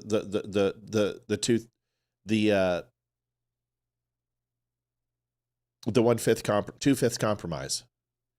We also know 3/5 compromise. 3/5 compromise. Thank you. I don't know why that equation was throwing me off. And I've talked about the 3/5 compromise, which was not racist, by the way, no matter what you say. Wasn't racist. That's not what it was designed for. It was to keep the South from coming back to power. They were going to literally give 4 million blacks rights, which would have put the South even larger than the Union. And they would have taken over the entire country politically based on that. So they had a 3/5 compromise, which would give them almost an even vote based upon the North and the South. That's what happened. You're like, well, wait a second. That didn't happen right after the Civil War. Yeah, we understand that. But you also need to understand is that the influx of that many people and that many slaves into the South is that we know what they would have done. Because the South remained an extremely, I'm not going to say racist so much as not recognizing black people as equals. And you may consider that to be based on race, but they see black people in the South during those times as materialistic items or a dog. They don't even recognize them as humans. And a lot of people think that that's racist. It's wrong. It's dehumanizing. But it wasn't because they were black. It's because they were slaves and they were property. That's the way they saw it. And that mentality stayed in the South for a long time, where blacks would be considered to be subclass. And everyone's like, how can you say that's not racist? That's not what I said. I said the number one concern of Southerners wasn't you have black skin, therefore you're a subhuman. No, it's you're a slave. Later that came with the KKK and the Daughters of the Confederacy. And they used the white nationalism tropes from the Ku Klux Klan. Very different. But that belief structure kept within the South for a very, very long time. So to say the 3/5 compromise was about race, it wasn't. It was overall about numbers, and it just happened to be about black people. So of course, it was only about race. But you're forgetting that the people in power who wrote those rules and wrote those laws, they're the ones who wrote the Constitution of the United States. They're the one who fought a war to free the slaves. Whether it was just or not, or whether it was simply to push the South down from open rebellion, whatever it was, it doesn't matter. That's what the war was fought over. It was fought over slavery. Whether the intentions were altruistic or not is immaterial. That's what it was fought over. The rest is political window dressing. And the 13th and 14th and 15th completely wipes out whatever he's talking about. So any injustices that were in there, including the Star-Spangled Banner, and that the entire fourth verse of Star-Spangled Banner is completely fucking racist, which it is, Whether it's the 3/5 compromise or the Underground Railroad, if you have anyone to blame, dude, blame the Democrats because they're the ones that did it. They're the ones who owned the slaves and didn't want to free them. They're the ones who fought a war over it. They're the ones who created the KKK. They're the ones who had the Daughters of the Confederacy. They're the one who put up all those statues you're tearing down. Democrats put them up. That was the re-envisionment of what happened in the Civil War. They took it away from being slave labor and they made it an argument about free labor and paid labor. That was the Daughters of the Confederacy. They are born out of the KKK. The Southernist revisionists are absolutely responsible, and they were Democrats. Jim Crow laws, Underground Railroad, Tuskegee experiments, Japanese and internment camps, civil rights, and going against that. The modern-day slave plantations, sectional housing, the crack penalties for being more severe for people of color, all Democrats. So when Eli stands on this pulpit and screams about racism for Don Lemon, did you know the first reporters in the Civil War were actually Republican who were black? Did you know that the GOP added the first black senators? Democrats are so full of shit. If they had an original thought, they could take a piece of coal and shove it up their ass, and 3 weeks later they would have a diamond. They're so tight. Go ahead. All right. So first, Mr. Hollandaise. Maddie, 3140. Hey, look behind you guys. Oh, sorry. Go ahead. For it. No, you do it. Hey, look behind you guys. 370,000 and climbing. Wow. Keep kicking down doors. Love you guys. Thank you so much. We don't kick down doors. Just want to let you know, we don't do that. Also, that's for ICE. Deborah McLaughlin ordered the Friends shirt and Moab. So, Deborah, make sure you contact us and let us know what you want on the shirt. Yeah, please. The Friends shirt, we got to have your name. It might be in the order. She might have done it. But if you don't, just put what name you want it spelled exactly. I'll get that designed and get it sent out to you. We've sold a crap ton of those Friends shirts lately. Also, And Courtney coffee. on YouTube was wondering about your shirt. And I'm going to explain I've got it. So it is phonetic alphabet, military phonetic alphabet. Foxtrot is F, Juliet is J, Bravo is B, and FJB. And damn, look at that creep. So it stands for FJB, which, if you don't remember, which is fuck Joe Biden. Exactly. And it's available on the Dumb Show at the It Dumb is. Show. Type in FJB. We've got mugs, T-shirts, all of it. It's over there.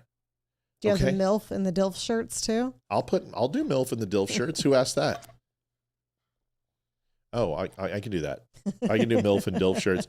Roger says that they switch sides. Don't even get me started on that. Here, do you guys want to argue this with them? This is how you do it. When they go, oh, they switch sides. Ask them this. If it's true that the North and South, or excuse me, that Republicans and Democrats switch side, can you please explain to me why it took 22 years for the South to vote for a Republican president? Which would be Ronald Reagan. Why did it take 22 years? Oh, because it was generational change. Oh, so you're saying the switch didn't happen in the civil rights movement. So Democrats were racist up until a point. When was that? Oh, well, it was over generations. So what you're trying to say is that the South is now less racist for having Republicans in it and the Democrats being gone? Because everyone would agree that the South is less racist than it was in the 60s, 70s, and 80s and 90s, right? Mm-hmm. So that means which year was it that Republicans came in and had to get less racist with the GOP in it?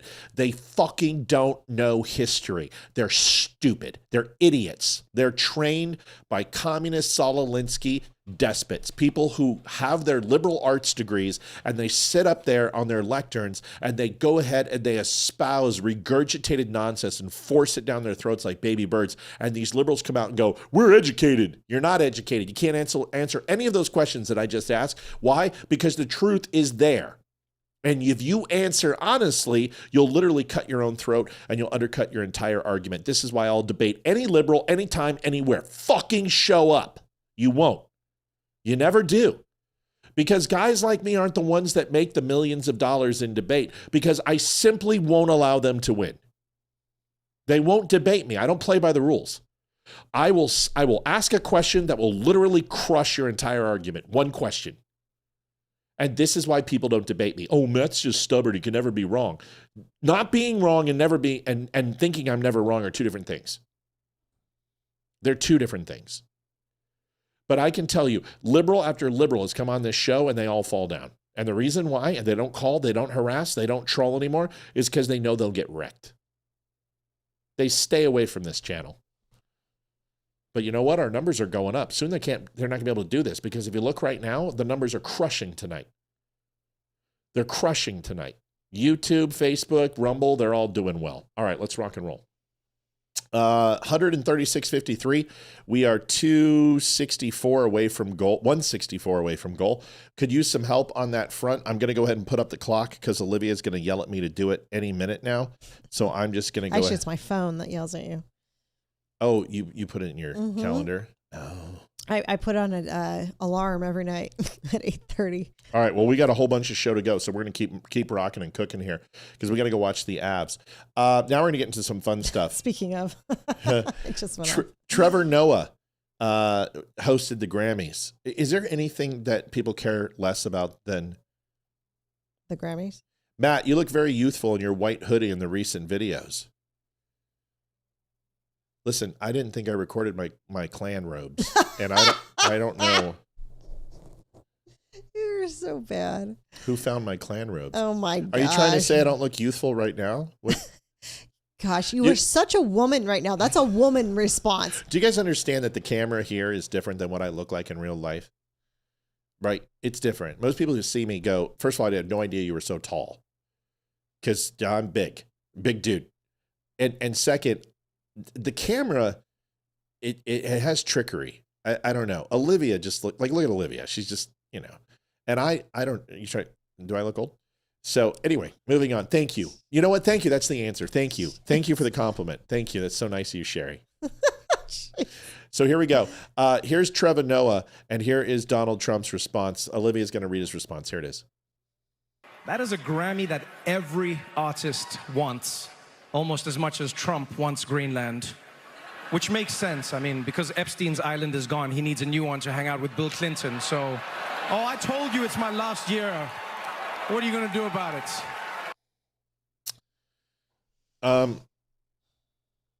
You want to read this? Sure. Go for it. The Grammy Awards are the worst, virtually unwatchable. CBS is lucky not to have this garbage litter their airways any longer. The host, Trevor Noah, whoever he may be, is almost as bad as Jimmy Kimmel at the low ratings Academy Awards. Noah said incorrectly about me that Donald Trump and Bill Clinton spent time on Epstein Island. Wrong. I can't speak for Bill, but I have never been to Epstein Island nor anywhere close, and until tonight's false and defamatory statement, have never been accused of being there, not even by the fake news media. Noah, a total loser, better get his facts straight and get them straight fast. It looks like I'll be sending my lawyers to sue this poor, pathetic, talentless, a dope of an MC and suing him for plenty. Ask little George Slopadopoulos and others how that all worked out. Also ask CBS. Get ready, Noah. I'm going to have some fun with you, President Donald J. Trump. Oh, you done fucked up, Aaron. I love it when you say that. So obviously, President Trump is not playing around when it comes to this. Where's my goal? There's my goal. Where's the other piece of it? Oh, here it is. All right, we'll just leave it at 32. You know we're going to be at least that. Yeah. So this was just the beginning. Like this was just the beginning of this, and he's going to bring a lawsuit down on him. It's out there now. That's the way it is. And I got to give Noah credit for at least mentioning Clinton, but not a good idea with Trump. It's stupid. It's defamatory because there is no humor in that, because that is an accusation. You just said that he went on that island, and that island is synonymous with pedophilia. It's not acceptable. But something else happened at the Grammys that was interesting. We all believe that most celebrities should just shut up, right? Yes. See, I disagree. I think I don't want to hear about politics. But when you do your acceptance speech, I care about who you want to thank. Yeah, that's totally cool. I just want politics out of entertainment. Jennifer Smith, thank you for subscribing, hon. We appreciate it. We're crushing on YouTube tonight. By the way, Instagram, I don't know if you guys have checked, but we're almost at 17,000 followers. We were at 800 followers for 5 years. We're growing on Instagram. The only place we can't grow right now is Twitter. Twitter just will not allow us to grow. Rumble doesn't want to grow either. Oh, yeah. But YouTube, Instagram, Threads, Facebook, we're growing. And we're getting more and more popular. We love it. We're excited about it. But anyway, this is a speech, and I'm going to show you the difference between the two. Here is Jelly Roll, which just...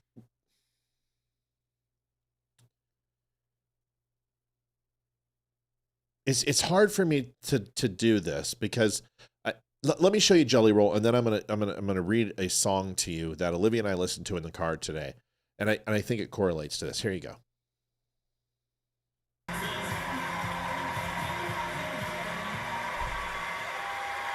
I know they're going to try to kick me off here, so just let me try to get this out. First of all, Jesus, I hear you and I'm listening, Lord. I am listening, Lord. Second of all, I want to thank my beautiful wife. I would have never changed my life without you. I'd have ended up dead or in jail. I'd have killed myself if it wasn't for you and Jesus. I thank you for that. I thank you for my label, Broken Bow, Country Radio, baby. What's up, dog? Oh, Republic, John Manili, we did it, baby. There was a time in my life, y'all, that I was broken. That's why I wrote this album. I didn't think I had a chance, y'all. There was days that I thought the darkest things. I was a horrible human. There was a moment in my life that all I had was a Bible this big and a radio the same size and a 6x8 foot cell. And I believed that those two things could change my life. I believed that music had the power to change my life and God had the power to change my life. And I want to tell y'all right now, Jesus is for everybody. Jesus is not owned by one political party. Jesus is not owned by no music label. Jesus is Jesus, and anybody can have a relationship with him. I love you, Lord.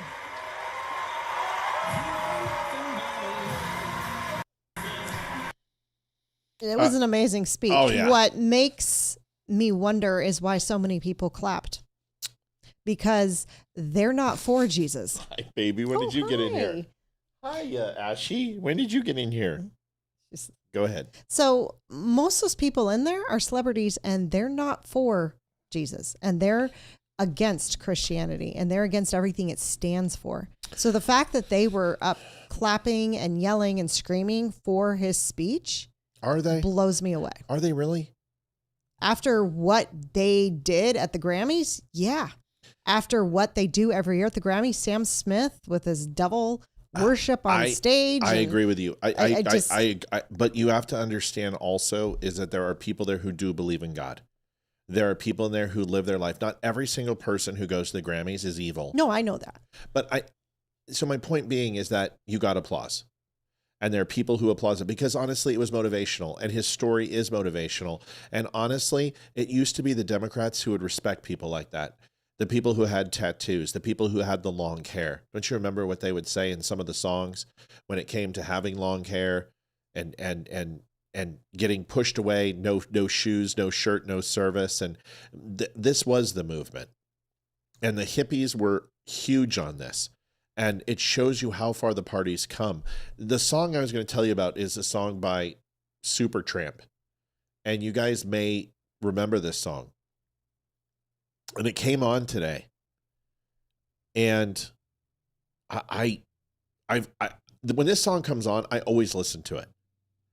Because there's something about it. It's hard to explain. It's not a great song and very similar to Geddy Lee or Yes, very high-pitched voice. And I don't even like Supertramp, but the words are incredible. And it remind me of Jelly Roll. Because if you look at him with the tattoos and his weight and jail and everything else, I want you to listen to this. And I thought about playing the song and just getting the strike. And I think I'm going to. Yeah, I'm going to. I'm gonna do it. I don't care. I just want you to listen to this, and you probably have remembered this song, but I want you to listen to it anyway. Here it is.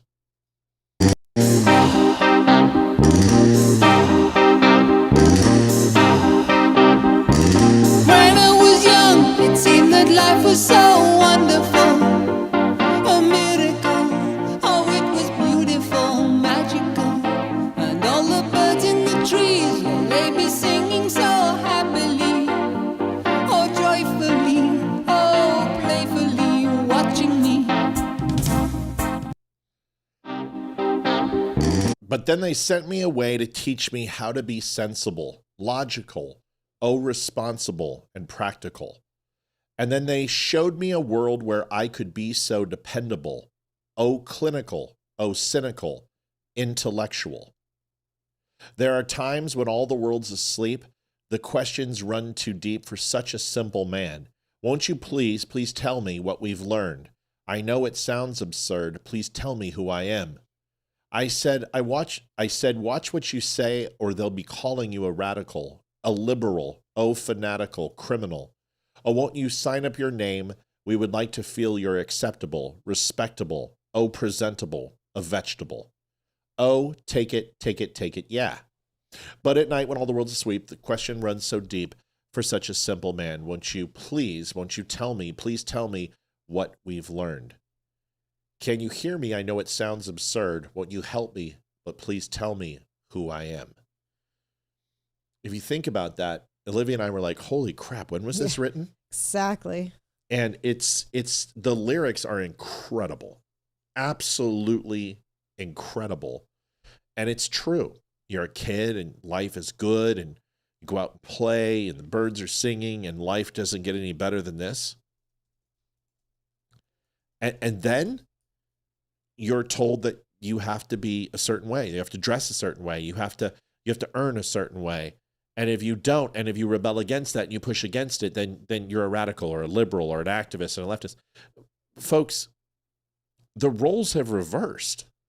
The people saying those things are no longer Republicans, no longer Christians. That was the lie. Christians don't want big government. Christians don't want people in their lives. Christians don't want us to tell us what to do, but we do believe in patriotism. We do believe that there's a certain standard that young people have to graduate into maturity, and it's our job to help them get there. Democrats believe that kids come predispositioned with who they are and what they understand and what they know, and they can never change. They only will be that person, that bubble that they've put them in. The song, even though completely from the left, he's not asking Saul Alinsky or Marx. He's not asking somebody like Stalin or Che Guevara. He's not looking for those answers in Maoist or Jack London's books Into the Wild. He's looking and he's talking to God. Listen to what I just said. He's asking God who he is. And he doesn't understand what's happening, and he's lost, and he just doesn't know who he is, and he needs meaning in his life. And that's why it reminds me of Jelly Roll. These aren't leftist ideologies. These radicals that we said in the past weren't radical. They were people who were confused and didn't understand. And what did it take? It wasn't God that they needed. It wasn't capitalism. They needed time. They needed nurturing. They needed understanding. They needed to go through the balance of ignorance to get to a place of intellectual, logical deduction. Somewhere between the 1970s and now, we've forgotten that generations take time to learn, that they're going to be young and stupid. But this generation is not just young and stupid. They're fucking violent. They're reprehensible. The moral code that they have is non-existent because it was never given to them. And what they're screaming for, what they're begging for, is understanding of who they are. And it's the same as it was in the 70s. And it's the same as what's going on with Jelly Roll. And it's our job to give them that word. It's our job to help them. It's our job to understand. And even though we may castigate aspersions on them, and even though we may push them aside, and we talk about them incessantly and degrade them honestly, there will come a time where they will need those answers, and it's going to be up to us to help them get there, just like generations past. They will come home. At some point they will. Because I said it earlier today, and I mean it. Any generation like this that repudiates marriage, repudiates reproduction, repudiates the family and core values are going to make themselves obsolete and snuff them own selves out of existence. They'll die on the vine. This generation, it sleeps with the opposite sex. They abort 67 million. They repudiate family and the patriarch and matriarch. They're going to just snuff themselves out because they're not reproducing. They will come to a point where they will sit there with their signs. They will sit there with their vagina hats. They'll sit there with their birthday cakes for abortions, and then they will feel empty and alone, and they will wonder who they are, and that is the day they can find God. But the only way they will is with people like us who will help them get there. That's our job, and that's what the Bible asks for. I can do better at it. But if you know the way I work is that I try to leave people better than I find them. And even if they come on and they're the most ardent liberal, ardent leftist, I will still try to find a way to reach them. Liv, your thoughts on that? You heard the song today? Yeah, I said, what did I say in the car when we were driving? I said apropos or something like that. It's like it was written today. So, I mean, stuff like this has been going on. It's more visible now because of the internet, and everyone's got a phone on them all the time, and they can record everything and then put it out there instantly. So I'm pretty sure our parents went through this crap as well, just not as much as us. It's not shoved in their face like it was us. Yeah. So. But it's a different generation. Mm-hmm. It's a different generation. You know, even if you look at the riots for civil rights, and not even riots, the protesting, they were all defensive riots. They didn't go on the attack. They acted as pacifists. You look at the hippies, they were the same way. You didn't see, very rarely did you see open defiance and open rebellion. There's a different mentality with this crew, is that they don't believe in God. They don't believe in their parents. They don't believe in the country. They believe it needs to be destroyed in order to fix it. That's their belief. The reason is they were raised by the internet. They were raised by their parents. They were raised by social media. It's socialists. And they were raised by the internet, because TV makes a really, really, really good babysitter. Yeah, it does. And I'm not going to lie, there were days I turned on the TV and I said, I just need a freaking break. And I let the kids watch TV all day long. Yeah. I was like, I can't do it right now. I just need a breather. But it wasn't a constant thing. Some of these kids, that's what they're raised by. Their parents work constantly, so they watch TV. They go on YouTube. They're on Fortnite. They're on social media. And that's what they're raised. That's who raises them. And look what's out there on the internet that's accessible. So it's a shame, but it's no wonder that they're like this, because you need parents and family to ground you. And if you don't have good role models as parents and the internet's your role model, then it's not a shocker that they're turning out the way they're turning out. Emily says, Liv, love your hair color. Thank you. Thank you, Em. How do you explain the boomer liberals? They weren't internet raised. Well, sorry. That's okay. Donate $10 because you played Supertramp. I know. Isn't that crazy? If that gets me more, I'll play it again. How do you explain the boomer liberals? They weren't internet raised, because you have to understand that not all liberals are bad. You're talking about leftists. You're talking about people who came from Berkeley, who came from Saul Alinsky playbook, who have been open, revolting, and their day jobs are activists. Their alter egos are the people who drive in the BMWs and go to work, or the Teslas. Their true self are activists, and they never matured, and they never grew up, and they never found that thing that's missing, and they're still trying to burn it down. Every group has that. But if you talk to any liberal from yesteryears, most of them are pretty grounded people. May not always agree with them socially, but most of them don't agree with illegals. They don't agree with open riots. They don't agree with Hamas. This is a radicalization of the fringe of the fringe. These are people who openly embrace Marxism. They openly defied McCarthyism. They openly despise capitalism, and they are progressive socialists at heart. And now they're coming out because they don't have to hide anymore. Because socialism is not an ugly word in their circle and other circles, and people are forced to embrace them. AOC, the squad, has pushed the left so far left that now their beliefs seem archaic and almost moderate. And now they're going so far left that forms of socialism and communism, which is more lipstick communism and lipstick socialism, is acceptable now. And it never would have been. It never would have been in the past. So what you're seeing is these people who are coming out and saying now is our time. We got pushed away in the 70s and the 80s and the 90s. We got pushed away in the 40s and the 50s and the 60s. Not today. Today, it's being embraced. People like Bernie Sanders, people like AOC, people like Elizabeth Warren, Mamdani, they're socialists. And socialism is okay. It's très chic. Now is our time to come out. So these people were cosplaying as good Americans, cosplaying as the socio-working class. No. They've always been activists, and they always will be. That's how I explain boomer liberals. Boomer leftists. Yeah. All right, where are we at, Liv? 146.53. Got to get it. Here's Billie Eilish and her response at the Grammys. No one is illegal on stolen land. Oh.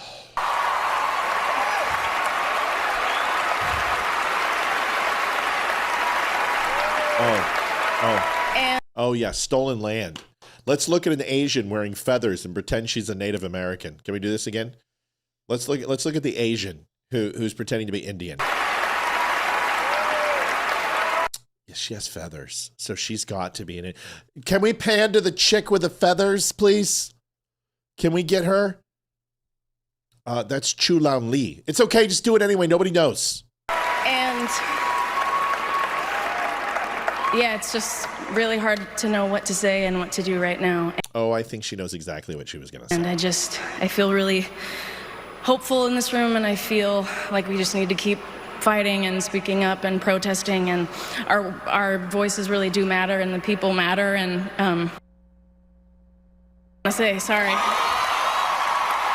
Did she say fuck the USA or fuck ICE? ICE.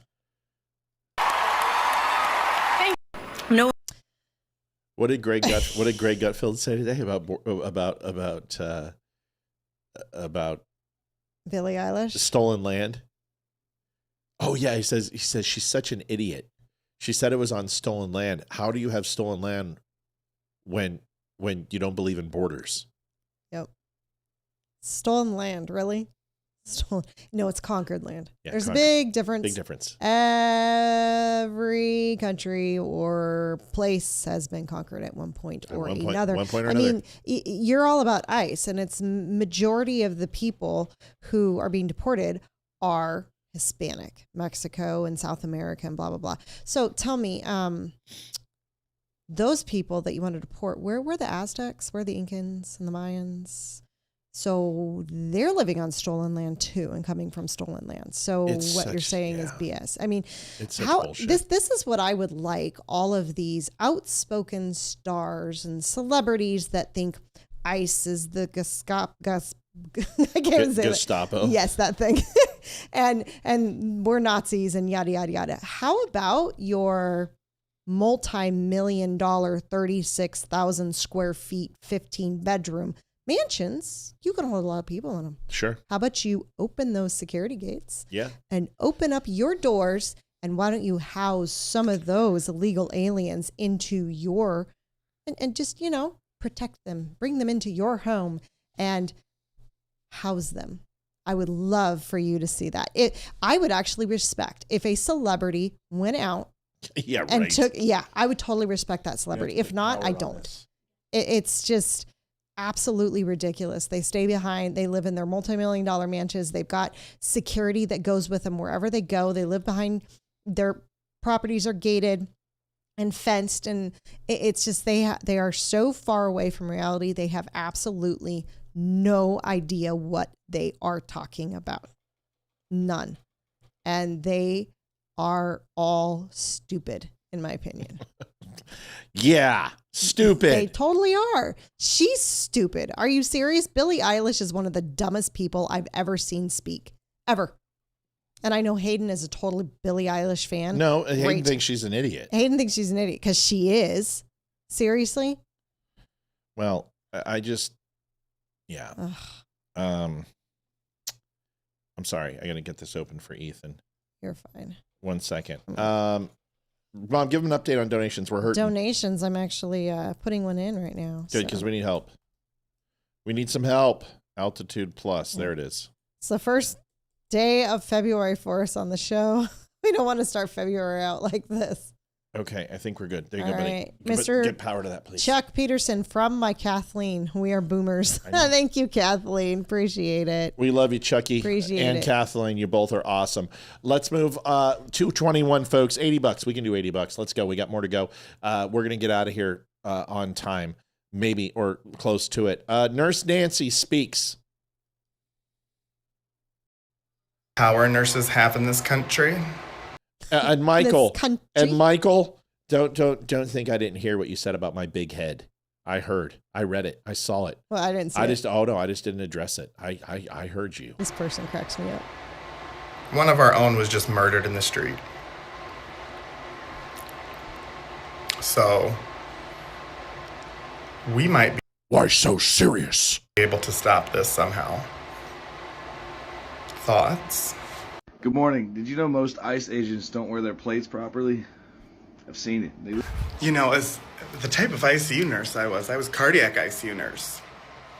And I did a lot of time, lots of hours, holding on a groin that wouldn't stop bleeding. Let me tell you what, that femoral artery,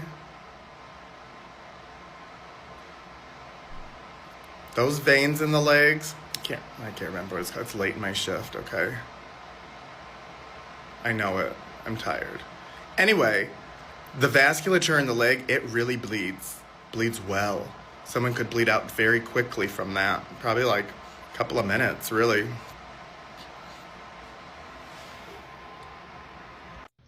I would really suggest to all the healthcare organizations out there that if you have knowingly MAGA employees, that you terminate them. They're not safe people to take care of other people.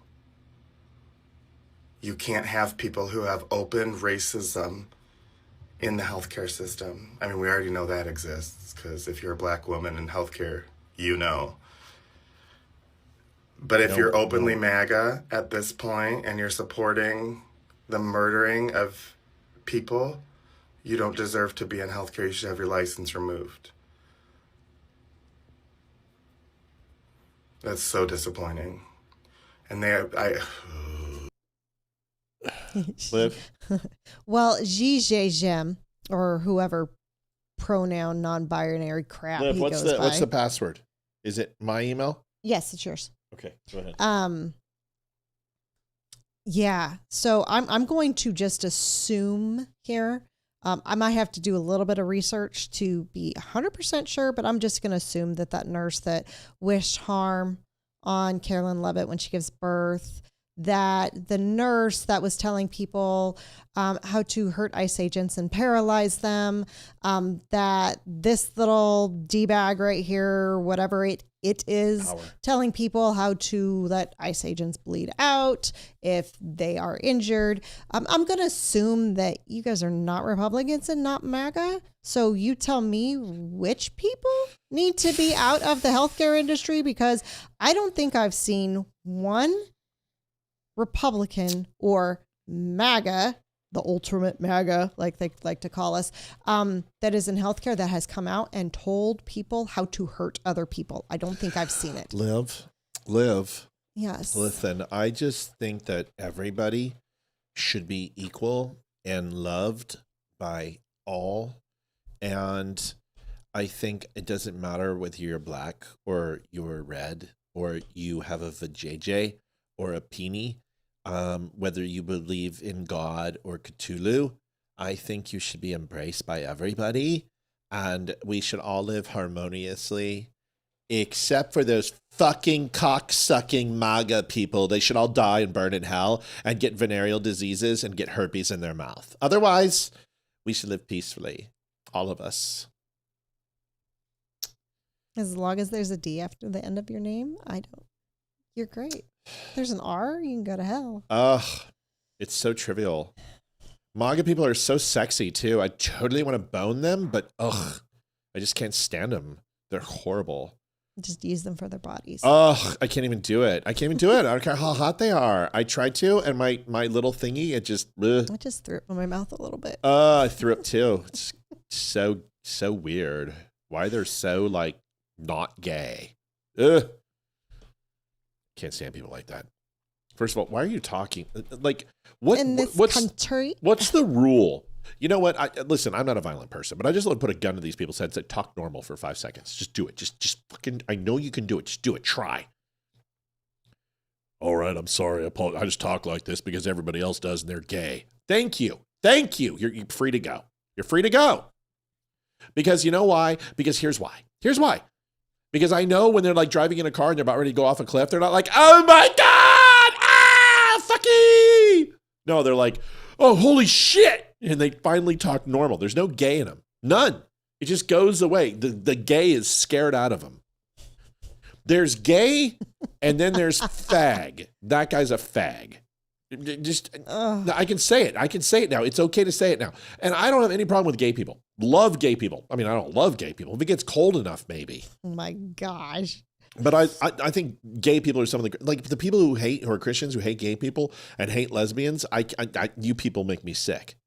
You make me sick. You can love whoever you want. I don't give a shit. Remember that? Do whatever you want in your bedroom. Just don't bring it out here. Okay, cool. Remember that? Well, we should still think that. Some of our best friends that we have are gay. Love them to death. But there's a difference between a gay person and a fag. Okay? Just like there's a difference between a lesbian and a dyke. Just like there's a difference between a white guy and a cracker. And there's a difference between a black guy and a What? You did not say that word. I didn't. I bleeped it. Oh my God, Miss Matt's comment on YouTube. What does it say? Just, you got to read it. Oh. Right there. Where? She's from the country. You can't hate your brothers and sisters. Just wish they do better. Oh my gosh, that's hilarious. It's just, oh my goodness. There's nothing wrong with being gay. I will listen, I've marched in pride parades, 3 of them. There's no animus towards anybody, but it really comes down to this. You're an asshole or you're not an asshole. And whether you're gay or a lesbian or Muslim or Jew or Gentile, it doesn't matter. You're just a bad person. And that guy's a bad person. That guy's evil. But what's hilarious is when he would be fired, it'd be like, what did I do? Are you firing me because I'm gay? No, we're firing you because you're nuts. And you called for the death of people. I didn't say that. I would never hurt anybody except for those pig fuckers in MAGA. Satan. Moving on. We got some donations. Mr. Holiday, $80. My reparations for living on stolen land. You better. Oh, Maddie, you're hilarious. You better. Don't forget your white privilege too, bud. Pay it up. Sherry goes, are you leading into moral fagging now? That's definitely moral fagging, what I just did. It is. We have any gay people on the show who are listening? We love gay people. Trust me, we do. And you know what I'm talking about. Gay people know about it more than I do. Listen, Charity Lamb donated $10. Thank you, Charity. Listen, have you ever heard gay people talk about other gay people like that? You know what they say? Dude, listen, you're being a fag. I mean, not joking. They know too. And they're not big fans. They like the LGB, lesbian, gay, and bisexual. They are not fans of transgenders and queers. I'm just letting you know. They don't go into that GTQPISIPA plus bullshit. Lesbians and gays feel like they've had their shit hijacked from the mental delusional. Okay? Yeah, no problem with gay people. If you find another man attractive, good for you. Who cares? Life's too fucking short. You know what I don't do? When my old male dog goes up to another male dog and starts humping it, I don't put it down. I just go, well, sometimes, you never know. And if my son or daughter decided to be gay or lesbian, I would love them unequivocally. And if their spouse who came in was a guy and he's a dick, I'm going to tell them he's a dick, not because he's gay. I'm going to be like, this guy's a douchebag. Just like if some girl comes in or boy comes in for my daughter or son, respectively, I'm going to give them my opinion on the person. But if my daughter came and said, I'm a lesbian, you know what the first thing I would ask? Olivia knows. Are you going to have kids? Because I want to be a grandpa. How the fuck are you going to do that? Are you going to adopt? It's expensive. Or artificial insemination? What are you going to do? I'm okay with the marriage and stuff, but you're going to give me grandkids. I want to find out a way can you like rent one or something? How do we get grandkids? That's what I'm going to ask. And if my son comes and says he's gay, I'm going to be like, do you still like football? I'm a very understanding father. I don't think we have to worry about him being gay. No. She wants lots of kids. Or E. No. I mean, God, he was hitting on girls. Yeah, he asked a 17-year-old swim coach. We know. We're going to do this. God, this story. Shooters breakdown, autistic guy. I had some conservative. I love conservative Ann. I would love to talk to him. JD Stillwell, white privilege payment. Yes, thank you. Thank you for the white privilege. I think conservative Ant would find me extremely sexy, and I agree with him all the time. Not just on his politics that I'm extremely sexy. This is a shooting breakdown. Somebody sent this to me on Twitter. Hi, by the way, or X. I hope you're watching. You asked for me to cover this, so I'm going to cover it. I'm only going to cover it for a few seconds because this is interesting. Here it is. Okay, we're going to be doing a zoom in. I'm zooming in. First of all, this is the AI enhanced video, number one. So this has been enhanced. It doesn't mean things have been created, but it's been enhanced. I don't trust AI enhanced videos. You can tell because certain things are blacked out. Okay, so we have protesters fighting with the police. Why not just take the arrest, right? That's a great question. Best question this guy asked. Is that the guy right there? Yeah, they're shooting him. Okay, do you see? Grab something out of right there. He grabbed something, the gun. He held the gun out of his pocket. Did No. you see it? No. Okay, I'm going to stop and go back. You do that. Stop and go back. Yeah. He pulled the gun out early, and then I think he put it back in his pocket. Watch. Tim Pool said they planted a gun on him. Can you believe that? Okay, you see the guy. I can't move my mouse because that's part of my zoom. You see, he puts up his hand. Watch his right hand. He pulls it out. You can see the gun. You can see the gun right here. No, see it? Can't. See it? Watch. Right there. He pulled the gun out. See No, it? There it is. That's a phone. That's a phone. He was filming. He put it in his right pocket. The gun is on his hip. He pulled the gun out. Then on. There it is. He pulled the gun out. I have proof. I proved he pulled the gun out. Tim Pool, you lie. You lie. I proved he pulled the gun out. Okay. He then goes on and shows you multiple angles of the video. He doesn't literally show the guy disarming the guy with the gun, which we broke down.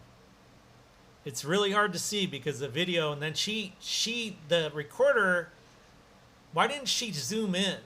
Why didn't she zoom in? Why did she do that? Why did she point? But I forgive you because you. Okay. The recorder.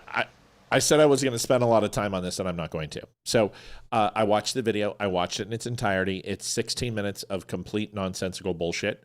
It's a phone.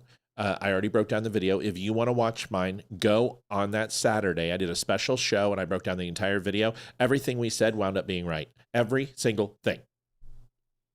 Go watch our show. And it's not like I'm trying to take away from this guy. I mean, I've never heard Tim Pool say those things, number one, ever. He may have said it, but he's wrong. Everything is wrong about what he said. It wasn't a gun. You completely missed the disarming of the guy. We broke this down 100%, top to bottom. We were right. Go watch it. Appreciate the submitted video, but it's not correct. We're going to be wrapping up here, folks. We've already hit goal. We appreciate if you guys want to put us in overdrive, but we're going to stay and finish these slides. Sheriff Clark schools Don Lemon. Livia found this, and I love Sheriff Clark. I had a chance to have him on the show, and I need to get in touch with him. And he was going to do a video for us, and I got to get in touch with him. I love the guy. Here is Sheriff Clark. Listen to this when he schools Don Lemon. Their message is peace and coming together in the country. What's your message? You don't believe that for 1 minute, do you? That their message is? Yeah. That's what they said to me. Okay. Yeah, I believe them. Of Any course I believe them protests when they say over the deaths of these cops today in Baton Rouge? I don't know that. I don't know that. Any riots or protests over the police officers in Dallas, Texas? What are you asking? It's a pretty simple question. I asked you what's your message to the people. Their message is one of peace. What is your message? My message has been clear from day one 2 years ago. This anti-cop sentiment from this hateful ideology called Black Lives Matter has fueled this rage against the American police officer. I predicted this 2 years ago.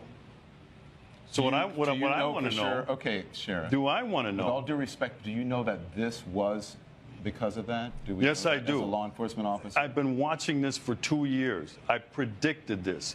This anti-police rhetoric sweeping the country has turned out some hateful things inside of people that are now playing themselves out on the American police officer. I want to know, with all of the black-on-black violence in the United States of America, by the way, when the tragedies happened in Louisiana and Minnesota, you know that 21 black people were murdered across the United States? Was there any reporting on that? There was a black officer who was killed today. But was there any reporting on that? Sheriff, please, let's just keep the volume down here. So I understand, and listen. I'm looking at 3 dead cops this week, Sheriff, and I'm looking at 5 last year. You trying to tell me to keep it down? Just please, if you'll just please, we can keep it civil. So, because the message to people at home, I'm sure you want, is one of civility. I wish, Don, I wish you had that message of civility have a conversation toward this hateful ideology, these purveyors of hate. You don't know what my message is. That's what I want they to say do. to you is these people preach vile and virtue. So you What know an when, Uncle Tom. You know when people say, "Don't quit your day job." Yes. I think Don Lemon needs to quit his day job because he really sucks. Oh, at he it. got fired. He didn't have to get quit. He got fired. Yeah, but he's still trying to do it. He's trying to stay relevant. He's not. He got schooled by the police officer. He got schooled by Elon Musk. He's got schooled by the pastor. He gets schooled by pretty much everyone he comes into contact with. So. Yeah, but Sheriff Clark's a racist, though, right? Because That's true. Yeah, you can't do that. Don Lemon's such a Because dork. you can't speak out against BLM or anyone. You're gonna love this. Immigrant speaks out. Olivia had a chance to link this to us. We're gonna show this real quick. Here it is. Oh, Glenn Clark. Glenn Clark for my white privilege card too. Outstanding. We got to make a white. I'm gonna ignore that you spelled it wrong. So I'm just gonna. You should really learn to spell white privilege before you're gonna give up your white privilege, so you can identify it. Okay, because privilegagi is not a word. Privilegagi. Immigrant speaks out. I don't want to talk about that, but I'm going to. Okay, I'm getting a lot of comments and for the people who say they are the love, they preach the love, but I'm getting a lot of bad comments. Okay, guys, let me tell you guys something. Okay, this is every single immigrant that I have ever met, and the thing is that people don't know enough about me, but I grew up with the amigos that came from Mexico. They stayed at my house. My father hired them as the golf pro at the Ojai Valley and Country Club. And then when he actually got promoted to purchasing VP, he hired the amigos to come and work in the storeroom. They stopped me from getting my ass kicked. I was little Miklo. I was Mateo. I was Ricardo's son. And they would never, ever, ever allow their sons to kick the shit out of me. And they would protect me in the Ventura High School, which I was a lot of Mexican and a lot of black kids. Every single one of them. They talk like this, they act like this, and they have a purity about them that deserves to be respected. These are not the people I'm talking about. These are people who have grandfathered into our country, and they need to be taken care of and protected. They're hardworking. They love America. They don't fly the Mexican flag. They don't shit all over ICE.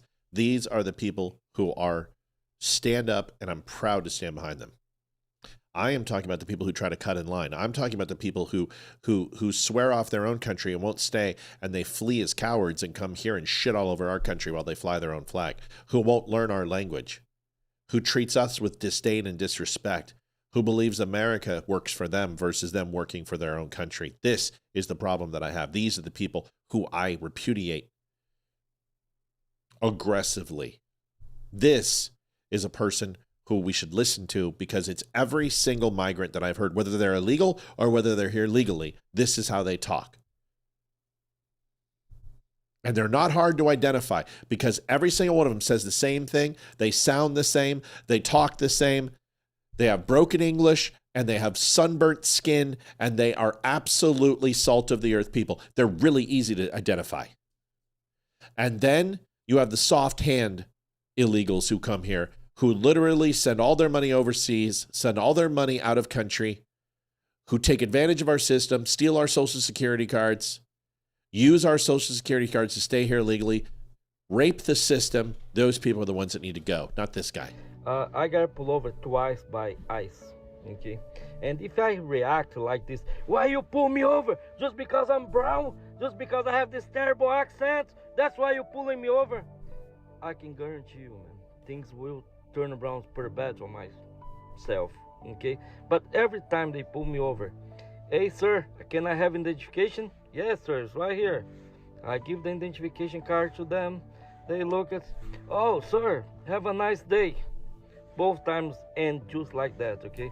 Let me tell you something. If you are immigrants like me, okay, and you care for this land, you care for America, okay, you should support ICE, okay? You want a clean up on this land, okay? Because we know there's a lot of bad people who need to go out, okay?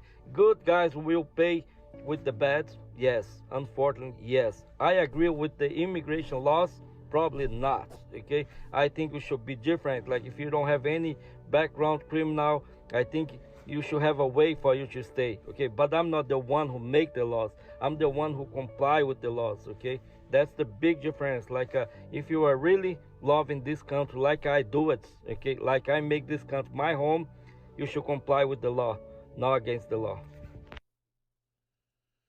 I think every immigrant should listen to him. I think Donald Trump should find him. I think Donald Trump should put him in charge of and find a couple of hundred other people who are like-minded to figure out how we fix the naturalization process in this country, what it takes, whether it's a time base, whether there are certain hoops to jump through, whether it's a citizenship test, but he would know. Because that's the guy you want talking for you. And those are probably 70% of immigrants who come into this country who are illegal or migrants who do it legally have a mentality like that. And it's a very also large percentage who are taking advantage of the system. And you have to identify who those people are. But I don't care if they're illegal or not. We've had an illegal housekeeper. I've had illegal people who I grew up with. Most of them talk that way. We are a nation of immigrants, but you also remember my video talking about immigration and the detriment it is to this country right now because of visa overstays. It's not the border hoppers anymore. It's now these overstays that have taken advantage of the system. We've got to do a better charge. We got to do a better job. We've got to actually not just stop the system from bleeding, but fix the system from bleeding. Putting bandages on it isn't going to fix it. We've got to cure the cancer. Yes, Sheriff Clark, 100%. He was out of Milwaukee County, Wisconsin, but now national spokesperson. 2,700 kids found. Oh, Brian, here we go. Hey, Brian, why don't you call in, man? You always like to talk shit on the internet, but you never have the stones to call in. I'm going to give you a chance. No, this one's important. I want to talk to Brian. Brian hounds my page. He's here all the time. He's an Oakland fan. I understand why he's upset. The Raiders left him. The A's left him. Everybody left him. And your city's a shithole. But I want to give you a chance, man. You always hound my page. Obviously, you keep coming back for a reason. So come on. Come talk to me. Let's have a conversation. Just pick up the phone, man. 276-200-2105. You have a top. I've had to take your top fan badge away twice. So do you know what that means? It means you have to actually post into the top 3% on the page. Do you know how many millions of interactions I have? So obviously you post a lot. You have an opinion. We've argued back and forth. We've disrespected each other. Let's have a conversation. It's funny that I remember you. Do you know how many interactions I had today? 762,000, and I remember you. Why do I remember you? Because I don't understand why you always like ride my balls. What is so bad about what I'm saying? 276-200-2105. Come here and talk to me. Tell me what's wrong. Tell me what I'm saying that you disagree with. Because you can talk about me, supporting a pedo and all that. That's just bullshit. You know it's bullshit. Talk to me about the real reason. Where do we disagree? Where do we have problems? Where do you not agree with my politics? And is it politics that you don't like? Or is there something else? Because we're not getting to it online. Because I've contradicted every single one of your points and it's not good enough. You don't want to accept an answer. So I've been waiting for you, dude. I know who you are. I don't even have to look at your picture. I know exactly who you are. I know you're in front of a vehicle, an Impala or something, and you're down and you're, whatever, doing your homie shit, and you got 4 or 5 of your friends and you're all wearing Oakland athletics gear. I know who you are. I don't have to look at you. I know your name. Because every time you come on, man, I'm like, what the fuck's wrong with this guy? Why is he so upset? I'm giving you a chance. 200-2105. You should be honored that I remembered you. I don't remember anybody's name. Ask my wife. I don't even remember her name half the time. I'm like, hey, what the hell is your name? You think Brian's going to call in, hon? No. Why not? Because he's a coward? Whoa. Holy shit, that elevated quickly. I didn't say he was a coward. I do. Okay. Anyone who talks shit behind their computer and thinks they're a keyboard warrior and is willing to talk smack to somebody and then has the opportunity to actually physically speak to that person they were talking smack about and then won't take it, you're a coward. Yeah. In my opinion. So well, Brian, we already showed the 2,700 kids, but what's funny is that 300,000 were what's missing. And when we say missing, these are people who are in the system, identified as a system, who we don't have any record of where they were. 200,000 of those have now been updated and identified and found or returned back to their original countries. That should be something you would celebrate. But I guess it's not as good as aborting them. Maybe a retroactive abortion would have gotten you guys a thumbs up, and then you guys could have a birthday cake for it every year like a lot of people do. But this is typical. You know what Brian did? Brian saw it and said, oh, shit. Yep. This guy remembers me, and he remembers every conversation we've had, and he's going to fucking spank me. Because I remember every conversation we've had. I remember every conversation I have with people. Because you're not talking to a bot. You're actually talking to a real person who spends the time to answer you. And you know that now.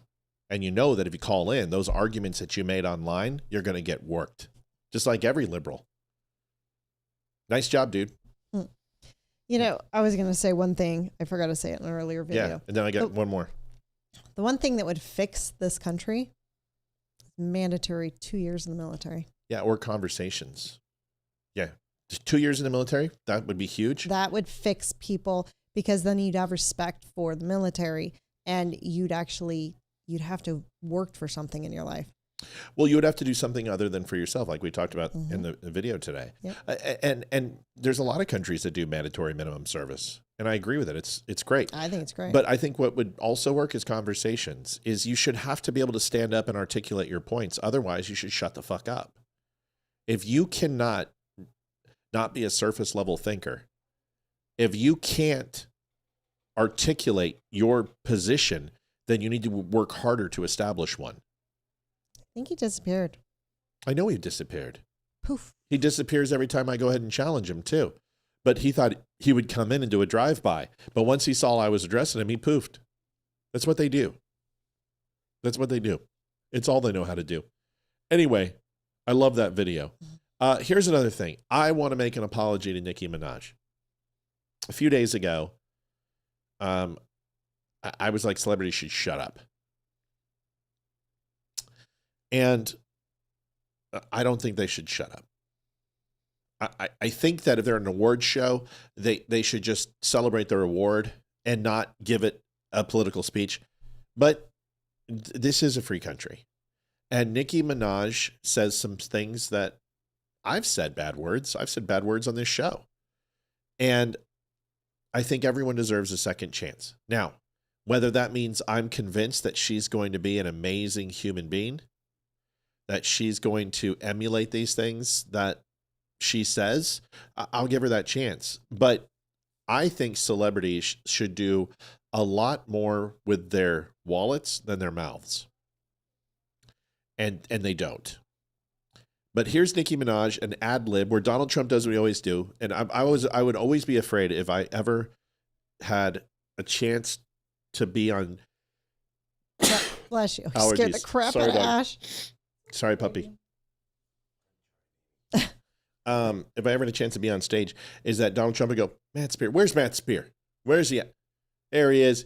Come on up here and say a few words. Oh, shit. Like, what am I going to say? He did that to Nicki Minaj, and here is her answer, and it's honestly very endearing. Well, I don't know what to say, but I will say that I am probably the president's #1 fan. And that's not going to change.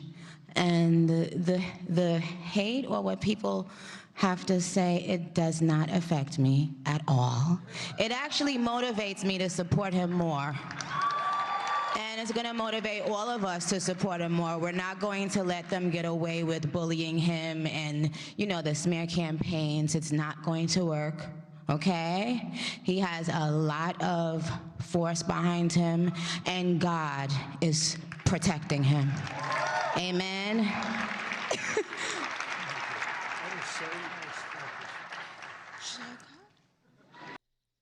She's very pretty. I got to admit, I was a little hard on her, and I think I was hard on her because I don't know why. It was judgmental and it was stupid, and I just it's hard to be a hypocrite, and that's hypocritical of me, is because I hit those Democrats so hard when they don't shut up. So I was like, I got to hit her the same way. But honestly, everything she said right there was better than anything I've heard from a Democrat. She was honest. She's not going to hate him because other people tell her to. And she focused on God. And everything she said, it's just different. They cook differently. And liberals, it's all about fear and hate and making it about them, and it's self-centered and it's manipulative. And she's not that way. And she made me eat a little crow. So I'm gonna take my crow. I think with celebrities and sports stars and, keep it out of the entertainment. Yeah. I don't want to hear your political ideology while watching my hockey game or watching a football game or baseball. I don't want to hear your political ideology at an award show when you're accepting an award. Right. If you want to take your own time and go make a post on Twitter or record a video of yourself saying your political, great, more power to you. I have absolutely no issue with it. But when you're on other people's dime, keep your mouth shut. Do what you were supposed to do, which is you were there to perform and or accept an award. And that award is not called the political Grammy Award. It's called the Grammy Award for music. Yeah. Have some couth. Like Exactly. you're the people who are watching you are there to celebrate your success, not for you to make your success about some political statement that literally alienates half your audience. That's my point. That's my point. Last video, Schumer says the quiet part out loud. Folks, I've been trying to explain this to you a long time, what the motivation is for them to allow illegals. I hear this. What's the end game? What's the end game? Schumer says it very, very clearly, and you now have it. This is the motivation. They tell you this is the great replacement theory. And people say that the great replacement theory is a conspiracy theory. No, it's not, because it's happening. White people are being systematically eliminated from the equation. And it's not just happening here, it's happening all over the world.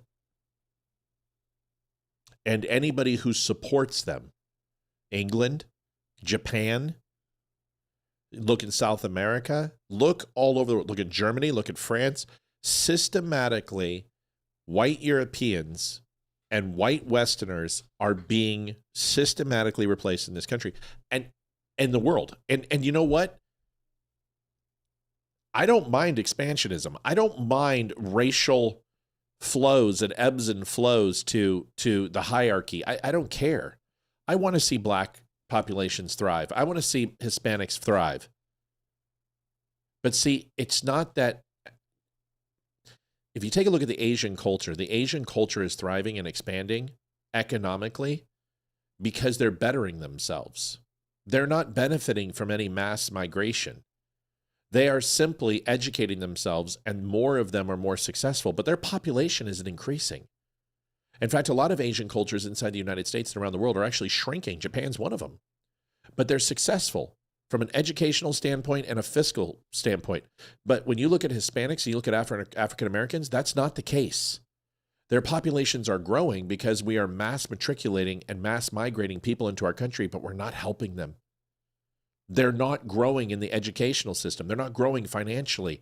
In fact, they're more impoverished than ever before. And the reason why is because we're not giving them the same tools and same benefits, because we are taking literally anyone by allowing them to come in illegally off the system.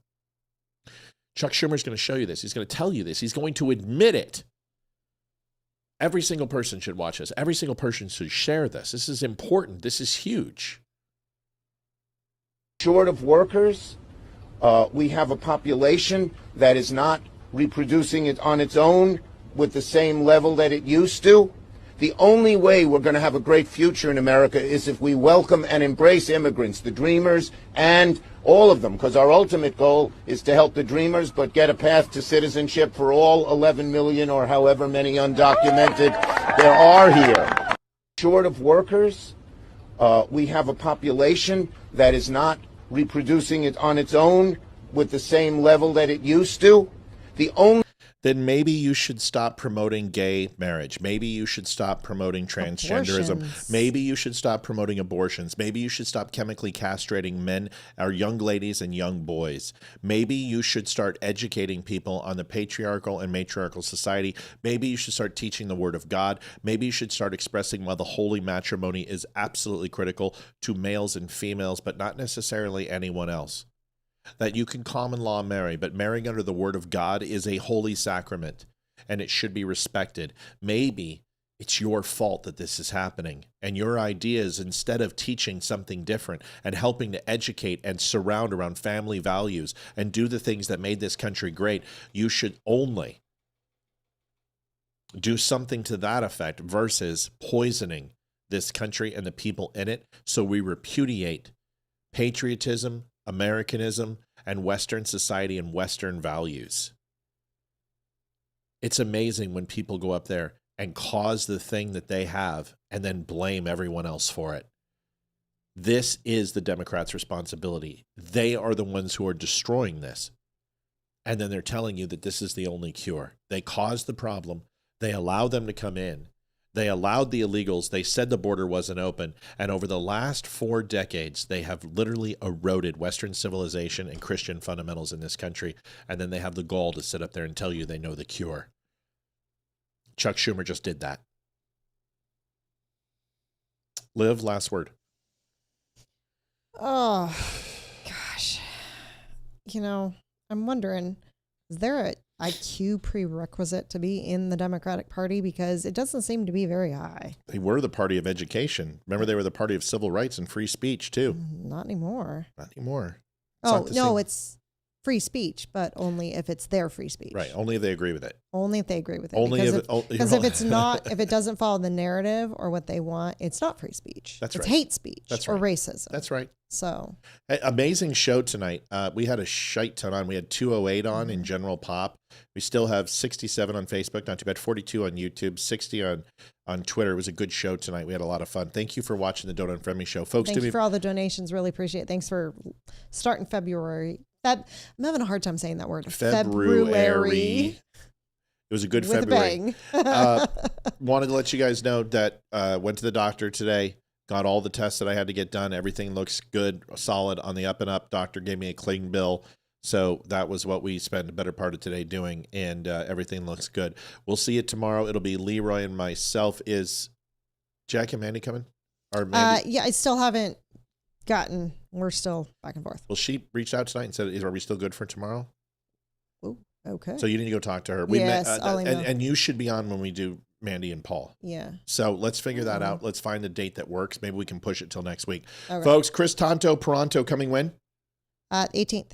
18th. We've got full show docket. We'll see you guys tomorrow night. God bless. Take care of each other. Hey, go buy some coffee. Go buy some shirts, some hats, whatever you want. Go to thedumbshow.com. Save 10% by using code DUMB10. God bless. See you tomorrow. Night, y'all. Adjusting transmitter output. This is the Don't Unfriend Me Show with your hosts, Matt, Leroy, Amy, and Olivia. Geopolitics, military analysis, and election coverage. Coming to you live on all major social media channels at The Dumb Show. Honest, direct, unfiltered. We can agree, we can disagree. Just don't unfriend me.